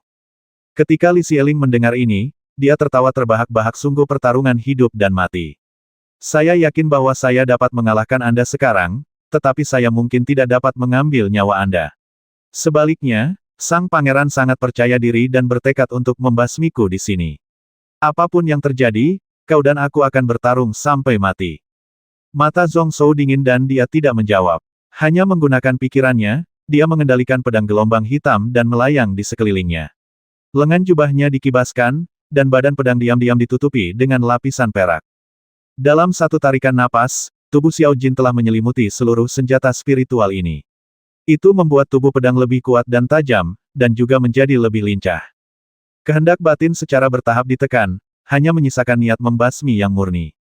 Ia selalu menjadi orang yang suka membakar harpa dan merebus burung bangau, tidak suka menunjukkan simpati satu sama lain, apalagi merasa kesepian sebagai seorang master. Saya selalu percaya bahwa musuh terbaik adalah berbaring di lumpur dan tidak dapat berbicara. Jika lawan masih bisa berjalan, maka cobalah yang terbaik untuk membasminya dengan satu pedang dan kirim dia ke kubur dengan tanganmu sendiri. Terutama orang gila seperti Li Xieling tidak akan membiarkan pihak lain membiarkan matanya hidup. Dalam jarak kurang dari 30 kaki, seolah-olah ada dua pikiran yang saling bertabrakan. Zhong Shou menginjak puncak pohon, tubuhnya berayun ke atas dan ke bawah saat dahan bergoyang. Saat metode menelan Yuan diaktifkan, pohon di bawahnya cepat layu. Daun-daun mati yang tak terhitung jumlahnya, sama sekali tidak ada kehidupan, beterbangan dan berjadewa. Perlahan-lahan menyebar, dan semua tumbuhan dalam jarak 10 kaki di sekitarnya berubah menjadi abu-abu dan kuning. Pedang gigi guntur di tangannya benar-benar menunjukkan sedikit energi pedang, dan momentumnya meningkat selangkah demi selangkah. Melihat ke bawah, seperti seorang raja yang memandang rendah semua makhluk hidup. Ekspresi Li Xieling menjadi lebih serius setiap saat, dan dia juga mendidih dengan niat membasmi. Auranya menjadi semakin tajam setiap saat, dan pipinya menjadi semakin memerah. Tapi dia tetap tidak bergerak dari awal sampai akhir, tidak melakukan gerakan untuk waktu yang lama. Li Yunyang merasakan jantungnya menegang, mengetahui bahwa meskipun mereka berdua tidak benar-benar bertengkar saat ini, mereka bahkan lebih berbahaya. Dengan kekuatan pencak silat, baik menyerang maupun bertahan berusaha semaksimal mungkin untuk meningkatkan peluang menang. Yang paling membuatnya takut adalah Li Xieling, yang telah terkenal selama bertahun-tahun dan terkenal dengan 100.000 pembasmian darah, yang membuat wajah orang berubah setelah mendengarnya, tidak dapat memperoleh keuntungan sedikit pun saat ini. Sebaliknya, dia secara samar-samar diposisikan tinggi di puncak pohon di atas, sedikit tertekan. Saat ini, suasana hati Li Yunyang sangat rumit. Jika Li Xielingsheng memiliki temperamen orang ini, baik dia maupun Lian Fan tidak akan mampu bertahan. Tapi dia tidak ingin melihat Zhong Shou benar-benar memiliki kekuatan untuk membasmi Li Xieling. Pada saat itu, dia mungkin juga tidak bisa bertahan. Saat dia diam-diam meronta, sosok Li Xieling tiba-tiba tersapu ke belakang. Alih-alih maju, dia malah mundur, seperti bayangan merah tak kasat mata, terbang ke sisi gerbong. Pedang darah di tangannya mengayunkan cahaya pedang berdarah sepanjang beberapa kaki, langsung memotong kepala dan leher semua kuda penunggang angin yang lengah. Kekuatan pedang pembasmi Li Xieling melonjak dengan darah, dan dia juga memanfaatkan situasi ini untuk meningkat secara ekstrim. Namun ada sedikit keterkejutan di alisnya. Zhong Shou di puncak pohon tidak memanfaatkan situasi untuk mengejarnya, tapi masih berdiri dingin di kejauhan dengan pedang di tangan. Setelah tertegun sejenak, Li Xieling tidak ragu-ragu sama sekali. Dia membubung ke langit lagi. Cahaya pedang berwarna merah darah menyempit dan membengkak, dan dengan kecepatan kilat, ia menempuh jarak puluhan kaki dan mengenai puncak pohon. Dan pergi. Baru setengah jalan, kedua pergelangan tangannya meledak lagi, dan darah yang tak terhitung jumlahnya melilit pedang. Energi pedang berdarah sepanjang 4 kaki tiba-tiba bertambah menjadi 7 kaki. Auranya berdarah dan kuat, seolah pedang ini bisa membasmi semua makhluk hidup. Penasaran dengan kekuatan pedang, tanpa disadari kelopak mata Zhong Zhou bergerak-gerak. Saat berikutnya, dia mengatur napasnya dan kembali tenang. Terlepas dari keseruan melawan musuh yang ganas, pikirannya saat ini seperti cermin yang memantulkan dunia. Segala sesuatu di depannya sepertinya berhenti tiba-tiba, dan semua kemungkinan perubahan pedang Li Xieling tercermin di dalam hatinya. Pada saat energi pedang berdarah menghantam 4 kaki di depannya, Zhong Zhou tiba-tiba berteriak keras. Keluar dari tubuh, basmi. Di dahi, energi yin segera meningkat. Mengikuti tren, dia membawa pedang gelombang hitam dan mengayunkannya lurus ke bawah. Tidak ada perubahan seperti awan dan kabut, yang ada hanyalah kekuatan, ketajaman, dan kecepatan yang ekstrim. Bahkan sebelum dia mendekat, dia bisa merasakan energi pedang tajam yang hanyalah kekuatan sisa yang menyebarkan jiwanya, serta energi dan darah prajurit bawaan yang sangat kuat. Zhong Zhou sedikit mencibir dalam kesadarannya, dan esensi pohon yang tak terhitung jumlahnya yang baru saja dia telan segera mengalir keluar untuk melindungi sekelilingnya. Pedang ini, dia juga menggunakan seluruh kekuatannya, dan kekuatan pedangnya sama kuatnya, memotong jalan keluar, dan tidak ada jalan untuk kembali. Kong, guntur ungu menyambar, melingkari pedang perak dan menyerang lurus ke bawah. Menabrak bayangan darah, terjalin dengan cahaya pedang berdarah, diaduk oleh pelana yang berputar-putar. Dari waktu ke waktu, lintasan misterius muncul, yang tampaknya meresap kemana-mana, terus-menerus menembus kedalaman cahaya pedang berdarah. Kedua pedang itu menyerang beberapa kali dalam sekejap dan terjerat. Dalam satu tarikan napas, semua cabang dan tumbuh-tumbuhan dalam jarak 30 kaki dipotong dan dihancurkan. Ada juga lebih dari 10 bekas pedang dalam di lumpur di bawah. Keringat dingin yang tak terhitung jumlahnya muncul di dahi Li Xieling, dan dia merasa bahwa dengan setiap serangan pedang, sebagian dari energi yang terkondensasi pada pedang itu tersedot secara paksa. Jiwa Zhong Zhou, yang diterangi oleh terbitnya matahari, menjadi semakin tersembunyi. Setelah beberapa tarikan napas, 2 bayangan pedang, satu ungu dan satu merah, muncul di udara, menunjukkan tanda-tanda penurunan yang tidak dapat dipertahankan lagi. Li Yunyang merasa sedikit rileks dan tertekan pada saat bersamaan. Saya tahu pertarungan hari ini antara mereka berdua mungkin akan berakhir seri. Tapi setidaknya nyawa ini bisa diselamatkan dengan sukses. Namun, meskipun penjaga sekte ini tidak membasmi Li Xieling, catatannya dalam membasmi ratusan ribu orang dengan jiwanya dan memaksa mereka mundur bisa dikatakan unik di negeri Yunlu yang menghadap ke timur ini. Benar saja, sesaat kemudian, bayangan pedang berdarah Li Xieling telah mencapai titik ekstrimnya, dan tidak ada ruang untuk perubahan. Dengan sedikit penyesalan, "Hei," katanya, cahaya pedang tiba-tiba muncul kembali, tapi sosok itu mundur dengan tegas. Dan kilat ungu yang menyambar di sekitar Zhong Zhou Yuanhun juga menghilang. Di bawah sinar matahari, seluruh kelompok hantu tampak menghilang dan meleleh. Di dalam jiwa, saya juga merasakan sensasi terbakar, seolah-olah terbakar. Namun pikirannya masih sedingin pisau, dan niat membasminya tetap tidak berkurang dan bertekad. Tepat saat sosok Li Xieling baru saja mundur dari Zhangsu, jiwa Zhong Zhou juga tiba-tiba bangkit kembali. Dengan pedang hidup dan mati ini, dia menunggu saat ketika mereka berdua tidak bisa bertahan lagi. Memotong. Di dalam laut jiwa, beberapa penghalang jiwa sejati yang baru saja dipadatkan tiba-tiba terbakar dan berubah menjadi jejak kekuatan jiwa murni, mengalir ke pusaran kering laut jiwa. Bayangan pedang perak juga tiba-tiba bergetar. Mengikuti lintasan yang sangat misterius dan tak terlukiskan, mata tak percaya Li Xieling melayang. Dengan pusaran, kepala yang sangat mudah terangkat ke udara dan jatuh ke tanah. Darah mengalir deras seperti hujan, mewarnai seluruh padang rumput menjadi merah darah. Li Yunyang di bawah benar-benar terpana, dan dadanya bergetar lagi. Mungkinkah Zhong Zhou ini tidak ingin hidup lagi? Jelas pedangnya dalam bahaya, tapi kamu masih ingin membasmi seseorang. Apakah kamu tidak takut jiwamu akan hancur dan kamu tidak dapat kembali ke tubuhmu? Kemudian perasaan tidak nyata yang sangat mendalam muncul di benak saya. Li Xieling, orang yang membasmi Li Xieling dengan 100.000 darah, apakah dia sudah mati? Pada usia 13 tahun, Zhong Zhou, yang semua orang anggap memiliki tubuh berurat ganda dan tidak dapat berlatih, menghunus pedang dengan jiwanya, dan memotong kepalanya dengan satu pedang. Lian Fan benar-benar tercengang, dengan ekspresi bingung di wajahnya, dan berbalik untuk melihat ke depannya.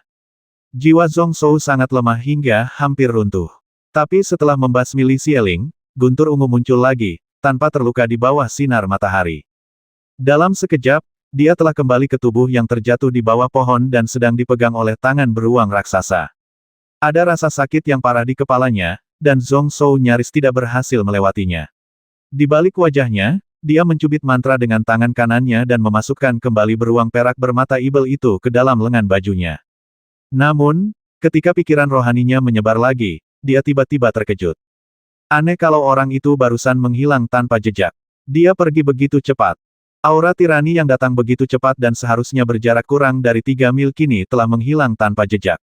Dalam induksi spiritual sudah tidak ada jejaknya lagi. Datangnya tiba-tiba dan hilang tiba-tiba. Zhong Zhou sedikit bingung dan mengerutkan kening sejenak. Dia menggelengkan kepalanya lagi dan berjalan menuju tubuh Li Xieling. Mata kepala masih terbuka lebar, menatap ke depan dengan marah, seolah tidak bisa beristirahat dengan tenang. Namun nafas kehidupan telah hilang sama sekali. 100.000 darah membasmi istri dan ibunya.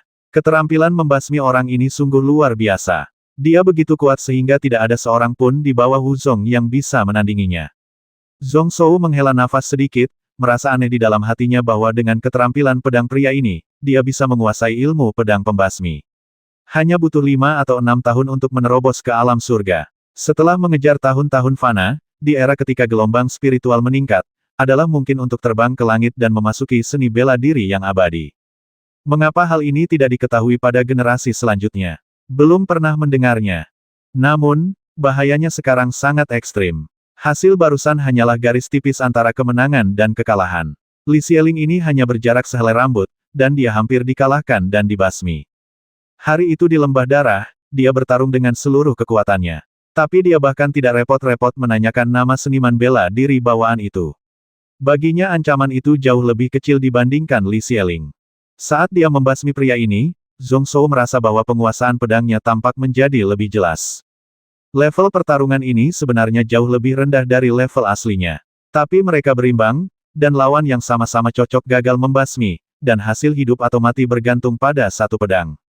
Momen menenangkan pikirannya saja sudah bernilai hampir 1 tahun pengembangan mental. Sayang sekali orang ini tidak beruntung. Jika dia diberi waktu 1000 tahun untuk bertemu pada saat itu, dia mungkin akan memberiku kejutan yang lebih besar.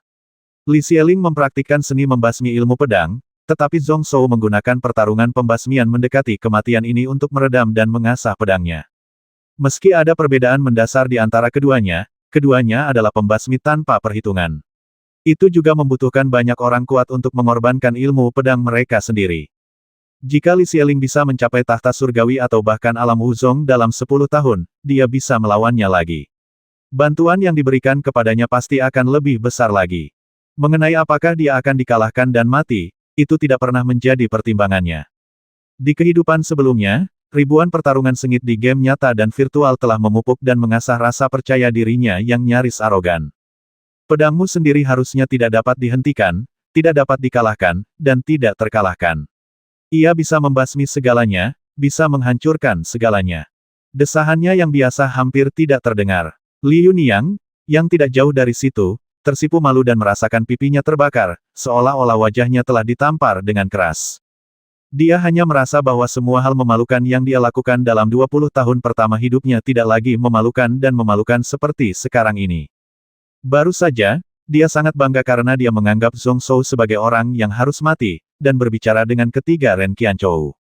Aku menyaksikan dengan mataku sendiri saat 3 dari 7 pendekar pedang Yun Xia mati di tangan Zhong Zhou satu persatu.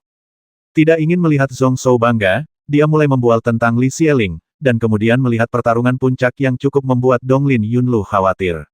Baru saja, kepala Li Xieling terpotong oleh pedang Zhong Zhou saat dia melihat dengan mata tak berdaya. Satu pangeran itu tersembunyi dengan baik dan memiliki ilmu pedang yang kuat. Tapi sebaiknya kamu berdoa agar orang yang dikirim oleh Tuan Yun Xiasan kali ini bukanlah Li Xieling. Dengan sedikit kemampuanmu, dia akan membasmimu seperti guk-guk. Seolah-olah kata-kata yang belum lama ini masih terngiang-ngiang di telingaku. Memikirkannya sekarang, Li Yunyang tiba-tiba memiliki keinginan untuk memisahkan ilubang di tanah dan masuk ke dalamnya sendiri. Memang benar Li Xieling bernasib buruk. Zhong Shou mengabaikannya dan berusaha keras untuk memikirkannya untuk waktu yang lama sebelum dia mengingat metode spiritual dalam ingatannya. Saat ini, segel tangan segera selesai, dan kemudian dua titik cahaya biru muncul di mata. Hal-hal di sekitar bidang penglihatan langsung didekatkan. Wajah Li Yunyang tiba-tiba menjadi seukuran batu kilangan di matanya.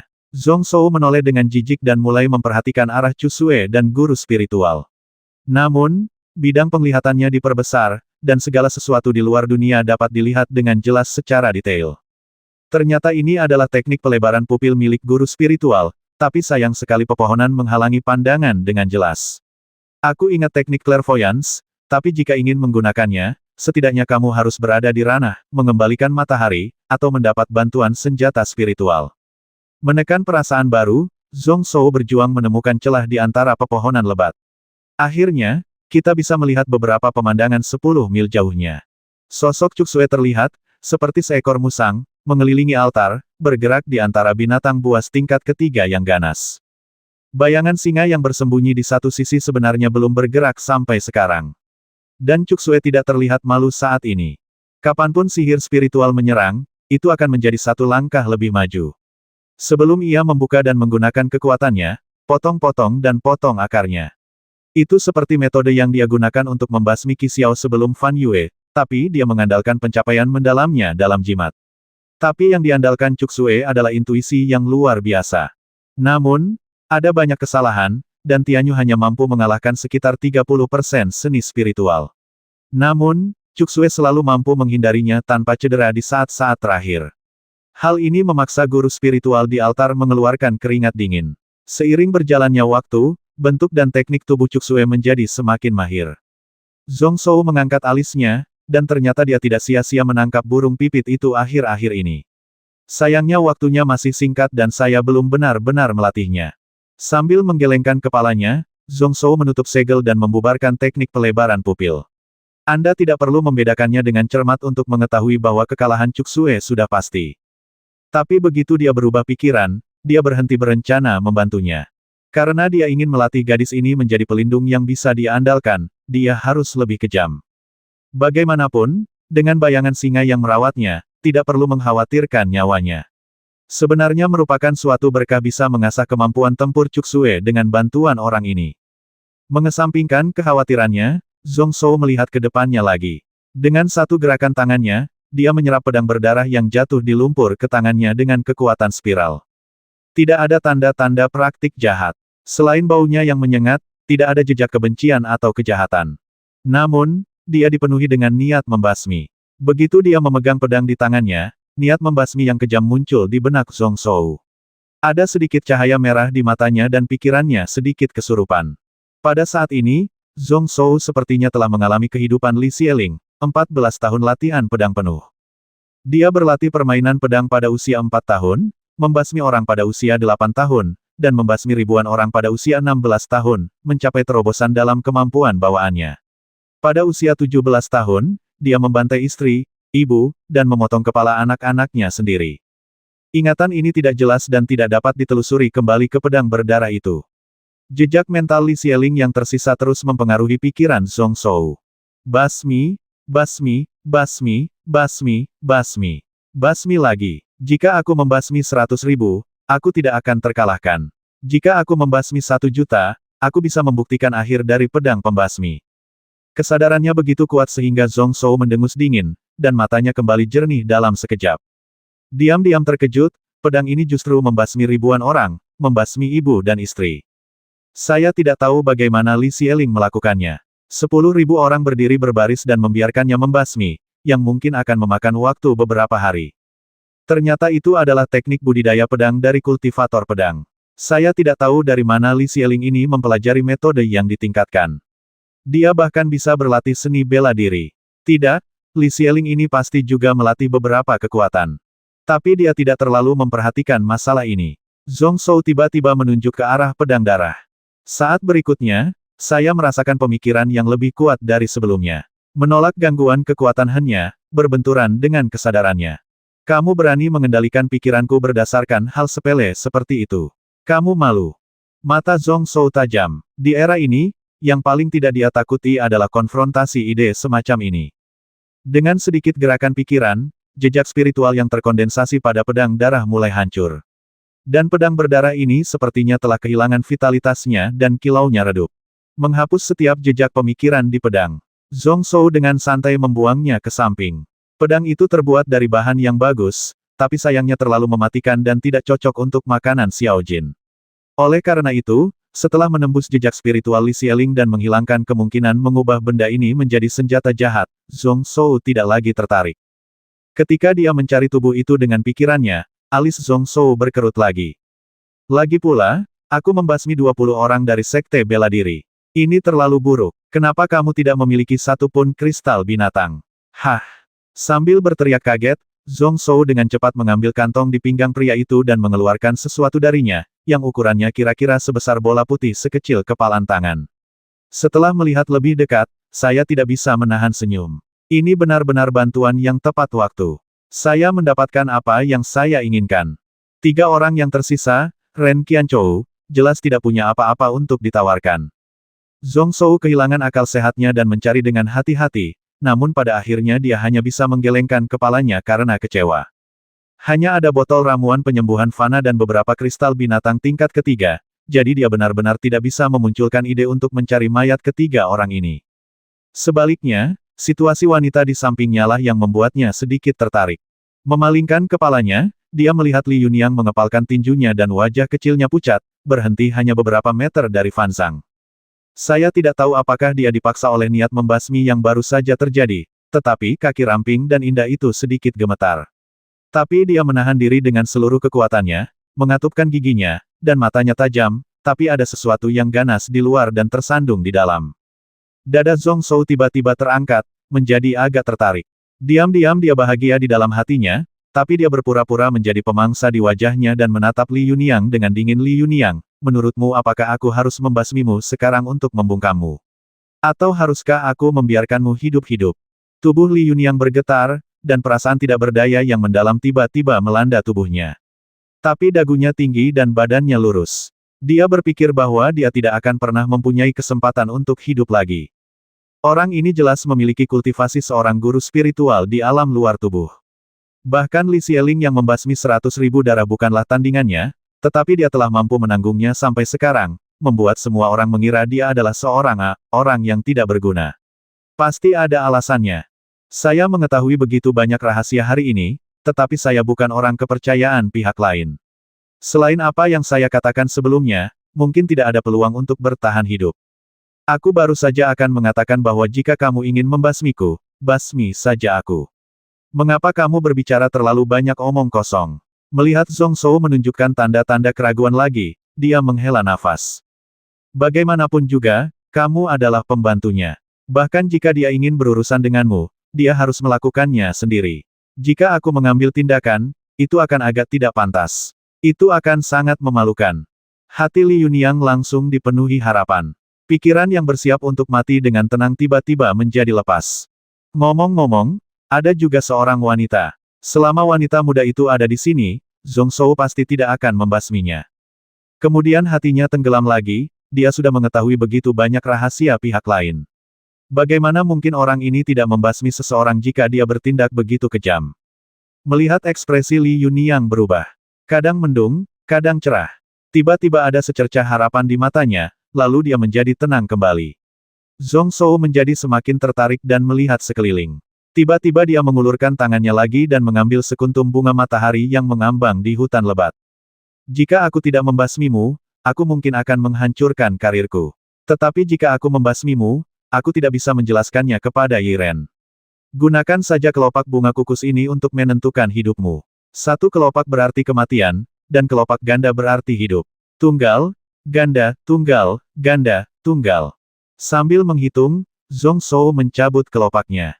Tanpa disadari, hati Li Yunyang kembali menegang. Suasana hatiku sangat tegang, naik turun seperti roller coaster dengan suara angka ganjil dan genap. Matanya terbuka lebar, dan dia mencoba yang terbaik untuk membedakan jumlah kelopaknya. Hanya sebagian saja yang terhalang oleh tangan Zhong Zhou dan tidak terlihat dengan jelas. Ketika kelopaknya berangsur-angsur menjadi langka, hati Li Yunyang menjadi dingin kembali. Hanya tersisa 5 kelopak, dan itu sebenarnya masih lajang. Saat dia merasa putus asa, Zhong Shou tiba-tiba meraih tangannya dan meremukkan bunga matahari itu menjadi beberapa bagian.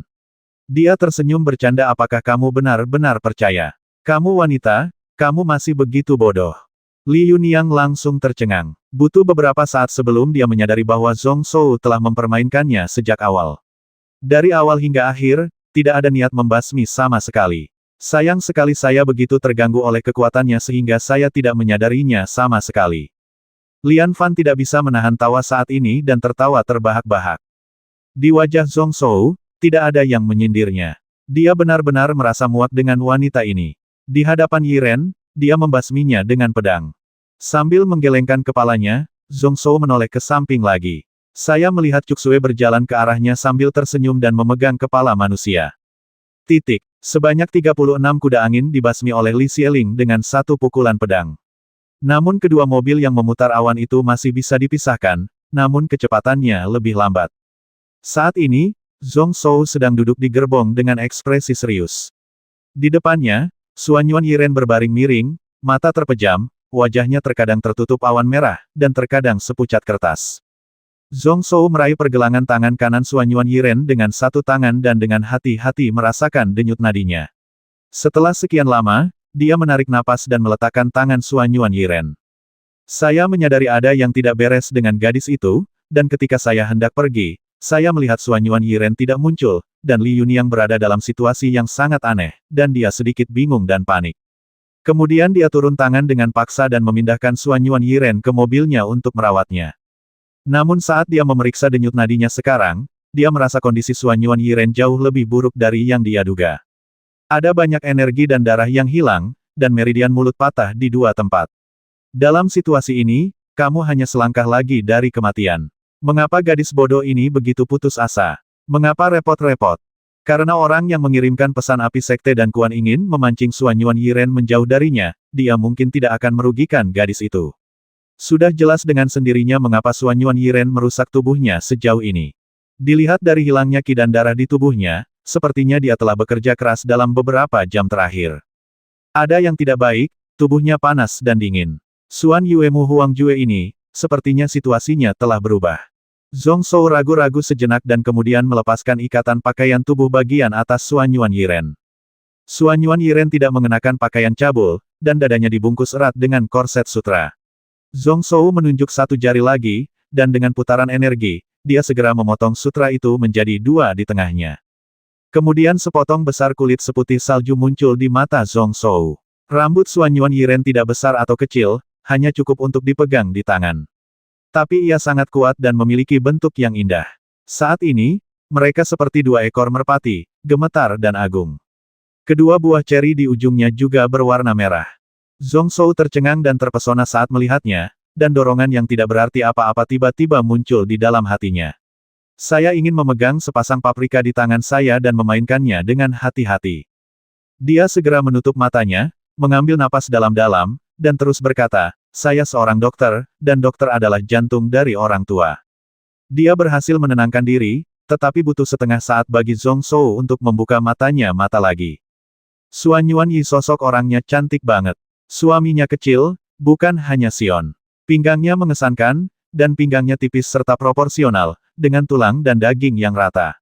Namun, pada saat ini, mata Zhong Shou terfokus pada bagian tengah dada Xuanyuan Yiren, dan dia melihat satu sama lain di antara sepasang payudara. Tanda nyala apinya berwarna kuning di bagian dalam dan merah di bagian luar, seolah-olah nyala api sedang menyala. Saya tidak tahu apakah itu ada sebelumnya atau baru muncul baru-baru ini. Zhong Shou merasa seperti api moksibusi di ujung jarinya ketika dia menyentuhnya sedikit. Kulit di ujung jarinya seperti terbakar. Xuanyuan Yiren awalnya lemah dalam energi dan darah, dan ketika dia terus-menerus terkena senjata Xuan Yuemu Huangjue, situasinya secara alami menjadi lebih mengkhawatirkan. Apalagi kekuatan nyala api ini sudah masuk ke paru-paru dan sulit dilampiaskan. Paru-paru adalah milik logam, dan api mengalahkan logam, yang merupakan situasi terburuk. Untungnya, saya bertemu dengannya kali ini. Jika itu orang lain, bahkan keterampilan medis pun tidak akan mampu berbuat apa-apa. Pertama, dia mengambil tas alam semesta kecil milik Xuanyuan Yiren dan bergerak di dalamnya. Sesaat kemudian, dia mengambil botol obat dengan buyuan dan kecil di luar di tangannya. Karena tidak dapat menentukan jumlah obatnya, Jisoo pertama-tama mengeluarkan sepotong kecil dari meteran obat dengan kuku jarinya, memasukkannya ke dalam mulutnya dan mencicipinya. Kemudian langsung berikan 3 pil buyuan kecil ke Xuan Yuan Yiren. Sangat disayangkan gadis ini masih memiliki kesadaran yang samar-samar, mengetahui bahwa dia menelannya, yang membuat Zhong Zhou diam-diam menyesalinya. Dia menghela nafas pelan dengan penyesalan. Kemudian dia mengeluarkan set jarum emas dan memasukkannya ke dalam tubuh Xuan Yuan Yiren satu persatu. Dia tidak pandai alkimia di kehidupan sebelumnya, tapi dia sangat pandai dalam teknik menggunakan jarum emas untuk menyembuhkan hubungan es asteriskual. Hal ini juga terkait dengan seni bela dirinya. Ketika kekuatannya mencapai tingkat tertentu, dia akan mengetahui semua denyut nadi dan gerakan ki seluruh tubuhnya dengan sangat baik. Seorang seniman bela diri yang kuat biasanya bisa menjadi dokter yang baik. Dengan hanya beberapa jarum sifan, panas di tubuh Xuan Yuan Yiren berangsur-angsur memudar. Tanda api di dadanya juga sepertinya sudah banyak memudar. Zhong Zhou kemudian memukul pembuluh darah di pergelangan tangan lagi, dan darah segera menyembur keluar dan menetes ke mulut Xuan Yuan Yiren. 3 pil buyuan kecil masih kurang mencukupi, dan kita perlu lebih khawatir tentang racun obat, yang dapat memperburuk gejalanya. Untuk mengisi kembali ki dan darah serta memperkuat vitalitas, tidak ada di dunia ini yang lebih baik daripada memiliki esensi bawaan yang diambil dari telur Lei Luan di dalam tubuhnya. Bagaimanapun, itu disimpan di dalam tubuh dan tidak dapat dicerna untuk sementara waktu. Tepat pada waktunya untuk membantu Xuan Yuan Yiren mengisi kembali tubuh. Setelah sekitar setengah mangkuk darah dituangkan, wajah Xuan Yuan Yiren kembali memerah seperti semula, dan nyala api di mulutnya juga menghilang tanpa bekas. Alis Zhong Zhou masih berkerut. Hal ini bertujuan untuk mengobati gejalanya, bukan mengatasi akar permasalahannya, dan api yang memasuki paru-paru telah mencapai tingkat yang sangat berbahaya. Menyingkirkan semua jarum emas itu, Zhong Zhou kembali bermeditasi. Sepertinya saya masih perlu mengingatkan gadis ini untuk berlatih pil Suanyi roh dingin. Meski tidak bisa menyembuhkan akar permasalahannya, namun bisa menekan daya tembak di cakra strategis satu persatu. Tiba-tiba ada gerakan di dalam hatinya, dan tanpa sadar Zhong Zhou mulai mengusapkan jarinya ke tubuh Xuan Yuan Yiren, mengikuti tren cakra. Api yang masuk ke paru-paru disebabkan oleh api jantung yang kuat. Mungkin kita bisa memulainya dari limpa dan ginjal. Sayangnya, saya hanya mengetahui prinsip umum Xuan Yue Mu Huang Jue. Perlu waktu untuk menyelesaikannya sepenuhnya. Tiba-tiba, ujung jarinya menyentuh benda lembut. Zhong Zhou mengangguk tanpa sadar dan merasakan sendewa itu terasa nyaman. Mau tak mau aku menekannya lagi, lalu tiba-tiba aku terbangun. Aku merasa ada yang tidak beres, dan aku merasakan suasana di dalam mobil tiba-tiba menjadi lebih dingin. Melihat ke bawah, saya melihat Xuan Yuan Yiren, yang telah bangun, dan menatapnya dengan mata terbuka suaminya, penuh dengan kesedihan dan kemarahan. Ada air mata di matanya, dan amarahnya membara. Keringat dingin langsung mengucur di dahi Zhong Zhou. Dia ingin menjelaskan, tetapi ketika dia melihat tangannya menekan Xuan Yuan Yiren, dia segera menarik tangannya seolah-olah terbakar api. Xuan Yuan Yiren juga berdiri tegak dan mengenakan pakaiannya. Lalu dia menggigit cennya dengan giginya dan menatap Zhong Zhou. Ada total 36 kuda angin, setengahnya dibasmi oleh Li Xieling dengan satu serangan pedang. Namun kedua mobil yang memutar awan itu masih bisa dipisahkan, namun kecepatannya lebih lambat. Saat ini, Zhong Zhou sedang duduk di gerbong dengan ekspresi serius. Di depannya, Xuan Yuan Yiren berbaring miring, mata terpejam, wajahnya terkadang tertutup awan merah, dan terkadang sepucat kertas. Zhong Zhou meraih pergelangan tangan kanan Xuan Yuan Yiren dengan satu tangan dan dengan hati-hati merasakan denyut nadinya. Setelah sekian lama, dia menarik napas dan meletakkan tangan Xuan Yuan Yiren. Saya menyadari ada yang tidak beres dengan gadis itu, dan ketika saya hendak pergi, saya melihat Xuan Yuan Yiren tidak muncul, dan Li Yunyang berada dalam situasi yang sangat aneh, dan dia sedikit bingung dan panik. Kemudian dia turun tangan dengan paksa dan memindahkan Xuan Yuan Yiren ke mobilnya untuk merawatnya. Namun saat dia memeriksa denyut nadinya barusan, dia merasa kondisi Xuan Yuan Yiren jauh lebih buruk dari yang dia duga. Ada banyak energi dan darah yang hilang, dan vitalitasnya habis. Meridiannya juga patah di dua tempat. Dalam situasi ini, dia hanya selangkah lagi dari kematian. Mengapa gadis bodoh ini begitu putus asa? Mengapa repot-repot? Karena orang yang mengirimkan pesan api sekte dan Kuan ingin memancing Xuan Yuan Yiren menjauh darinya, dia pasti tidak akan merugikan gadis itu. Secara alami sudah cukup jelas mengapa Xuan Yuan Yiren merusak tubuhnya sejauh ini. Dilihat dari hilangnya ki dan darah di tubuhnya, dia mungkin mencoba yang terbaik setiap saat. Ada yang tidak baik, tubuhnya panas dan dingin. Xuan Yuemu Huangjue ini, sepertinya situasinya telah berubah. Zhong Zhou ragu-ragu sejenak dan kemudian melepaskan ikatan pakaian tubuh bagian atas Xuan Yuan Yiren. Xuan Yuan Yiren tidak mengenakan pakaian cabul, dan dadanya dibungkus erat dengan korset sutra. Zhong Zhou menunjuk satu jari lagi, dan dengan putaran energi, dia segera memotong sutra itu menjadi dua di tengahnya. Kemudian sepotong besar kulit seputih salju muncul di mata Zhong Zhou. Suksiong Xuan Yuan Yiren tidak besar atau kecil, hanya cukup untuk dipegang di tangan. Tapi ia sangat kuat dan memiliki bentuk yang indah. Saat ini, mereka seperti dua ekor merpati, gemetar dan agung, dengan dua buah ceri di ujungnya, yang juga berwarna tidak merah. Zhong Zhou tertegun beberapa saat, matanya berbinar, dan dadanya tiba-tiba merasakan dorongan yang tidak berarti apa-apa. Saya ingin memegang sepasang koin di tangan saya dan memainkannya dengan hati-hati. Dia segera menutup matanya, mengambil napas dalam-dalam, dan terus berkata, saya seorang dokter, dan dokter adalah jantung dari orang tua. Dia berhasil menenangkan diri, tetapi butuh setengah saat bagi Zhong Zhou untuk membuka matanya mata lagi. Xuan Yuan Yi sosok manusianya sungguh cantik, harusnya besar dan kecil, bukan hanya Sion. Korsetnya sangat mengesankan, dan pinggangnya tipis serta proporsional, dengan tulang dan daging yang rata. Namun, pada saat ini, mata Zhong Zhou terfokus pada bagian tengah dada Xuan Yuan Yiren. Tanda apinya berwarna kuning di bagian dalam dan merah di bagian luar, seolah-olah itu adalah nyala api yang menyala-nyala. Saya tidak tahu apakah itu ada sebelumnya atau baru muncul baru-baru ini. Zhong Zhou merasa seperti api moksibusi di ujung jarinya ketika dia menyentuhnya sedikit. Kulit di ujung jarinya seperti terbakar. Xuan Yuan Yiren awalnya lemah dalam energi dan darah, dan ketika dia terus-menerus terkena senjata Xuan Yuemu Huangjue, situasinya secara alami menjadi lebih mengkhawatirkan. Apalagi kekuatan nyala api ini sudah masuk ke paru-paru dan sulit dilampiaskan. Paru-paru adalah milik logam, dan api mengalahkan logam, yang merupakan situasi terburuk. Untungnya, saya bertemu dengannya kali ini.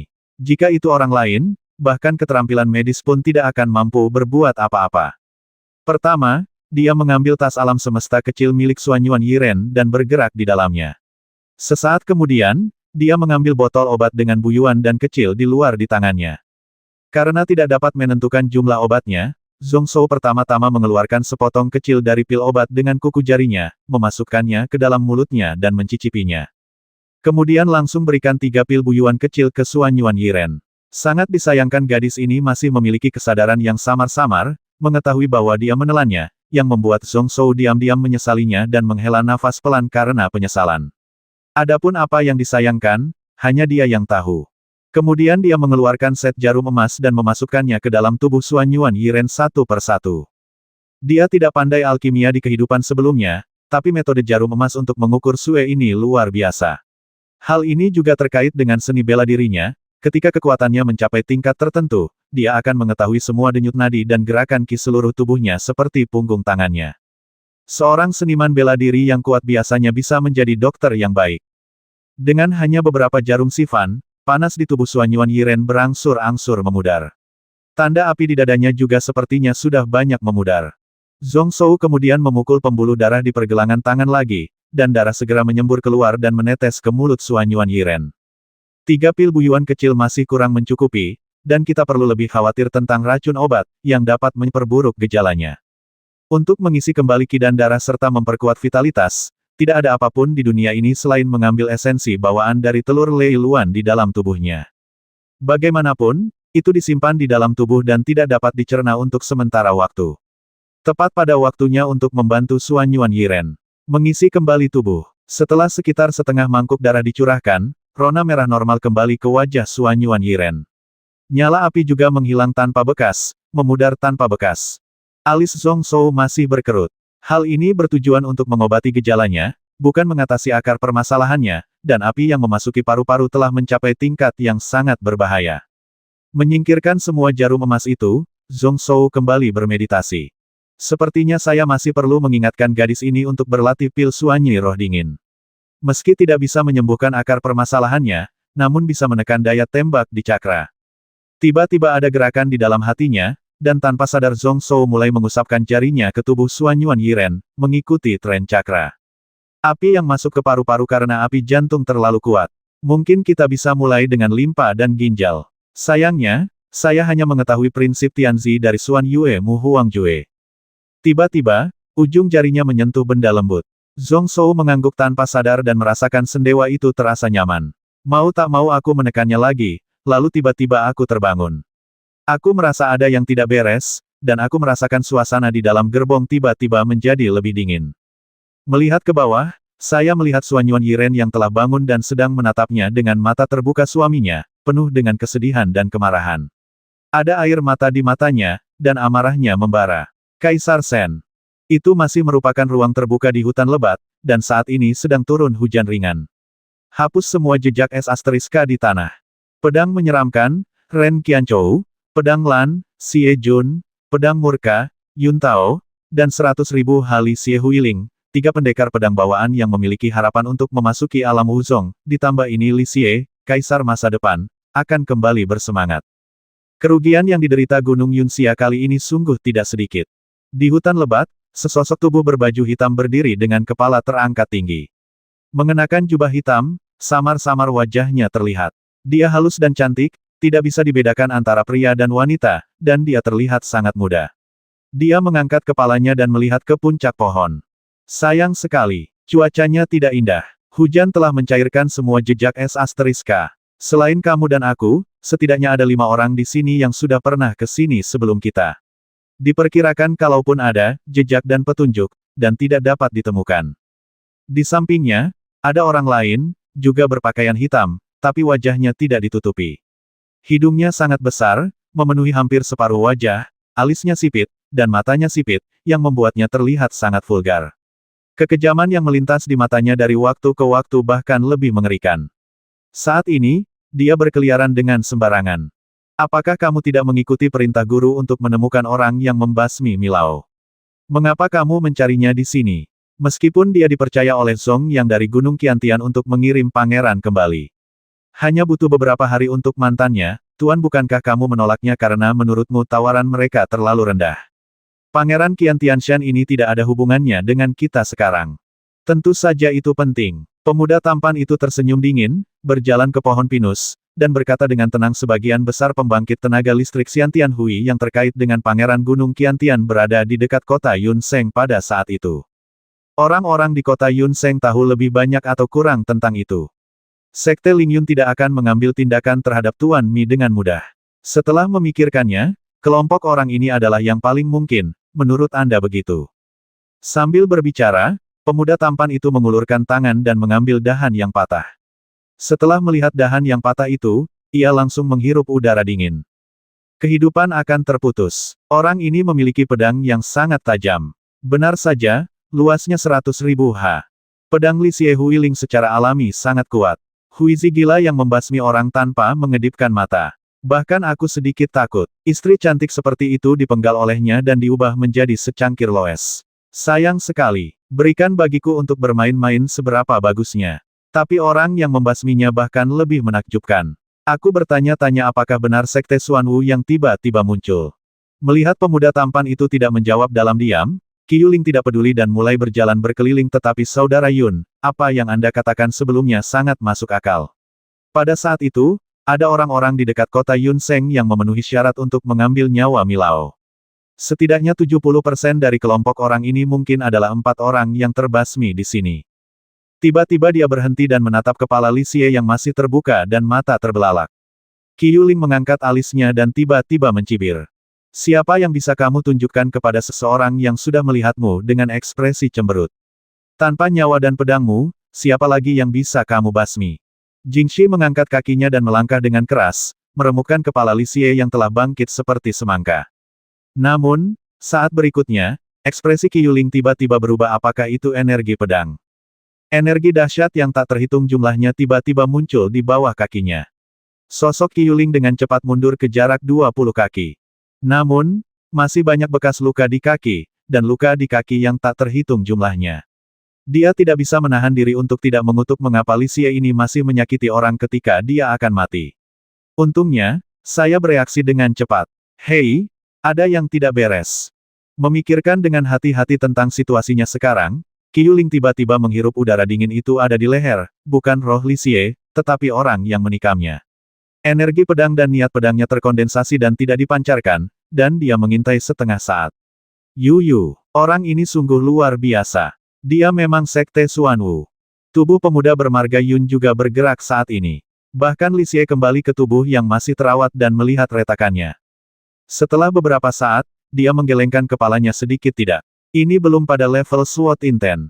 Rasanya seperti itu hanya berada di alam bawaan, tapi bagaimana ini mungkin? Di antara ahli bawaan Huiling di dunia ini, siapa yang bisa melampaui 100.000 hektar?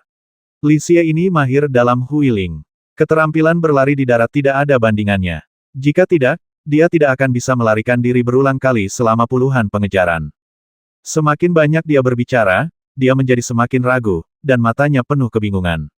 Qi Yuling, yang sedang membersihkan lukanya, juga tercengang. Jika orang yang membasmi roh Li Xie adalah sekte Xuanwu, tidak mengherankan.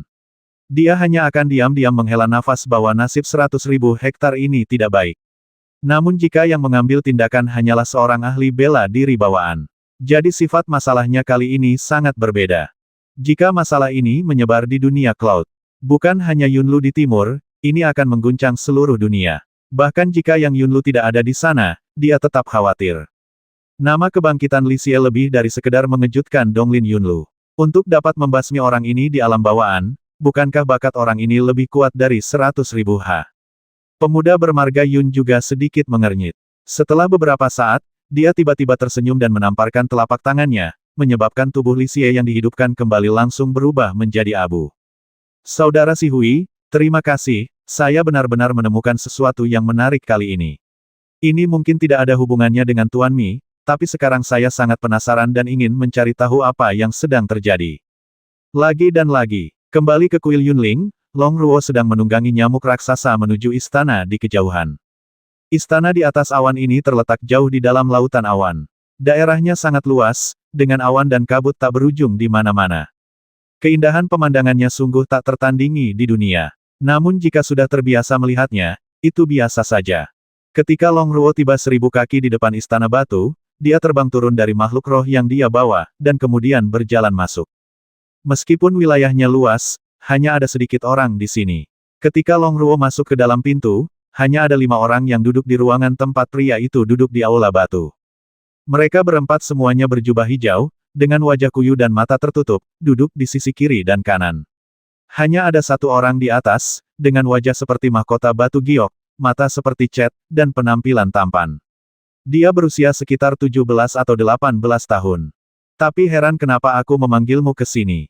Lihat ini. Sambil berbicara, pemuda di aula melambaikan tangannya, dan cahaya biru terbang.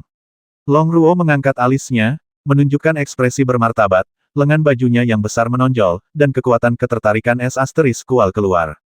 Ambil lampu biru dengan hati-hati di tangan Anda. Tapi itu adalah pedang kecil yang panjangnya lebih dari 2 kaki, dengan ujung yang tajam dan dingin. Itu pedang-pedang patah. Alis Long Ruo terangkat, lalu dia sangat gembira dan memberi hormat ke atas dan ke kiri dan ke kanan. Terima kasih guru dan semua paman Fana atas cintamu.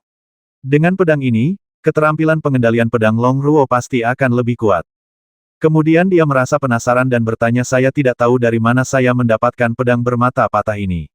Bukankah dikatakan bahwa sekte tersebut telah mencarinya selama 200 tahun, tetapi tidak ada keberadaannya? Mungkinkah itu pedang ini telah dihancurkan oleh orang itu?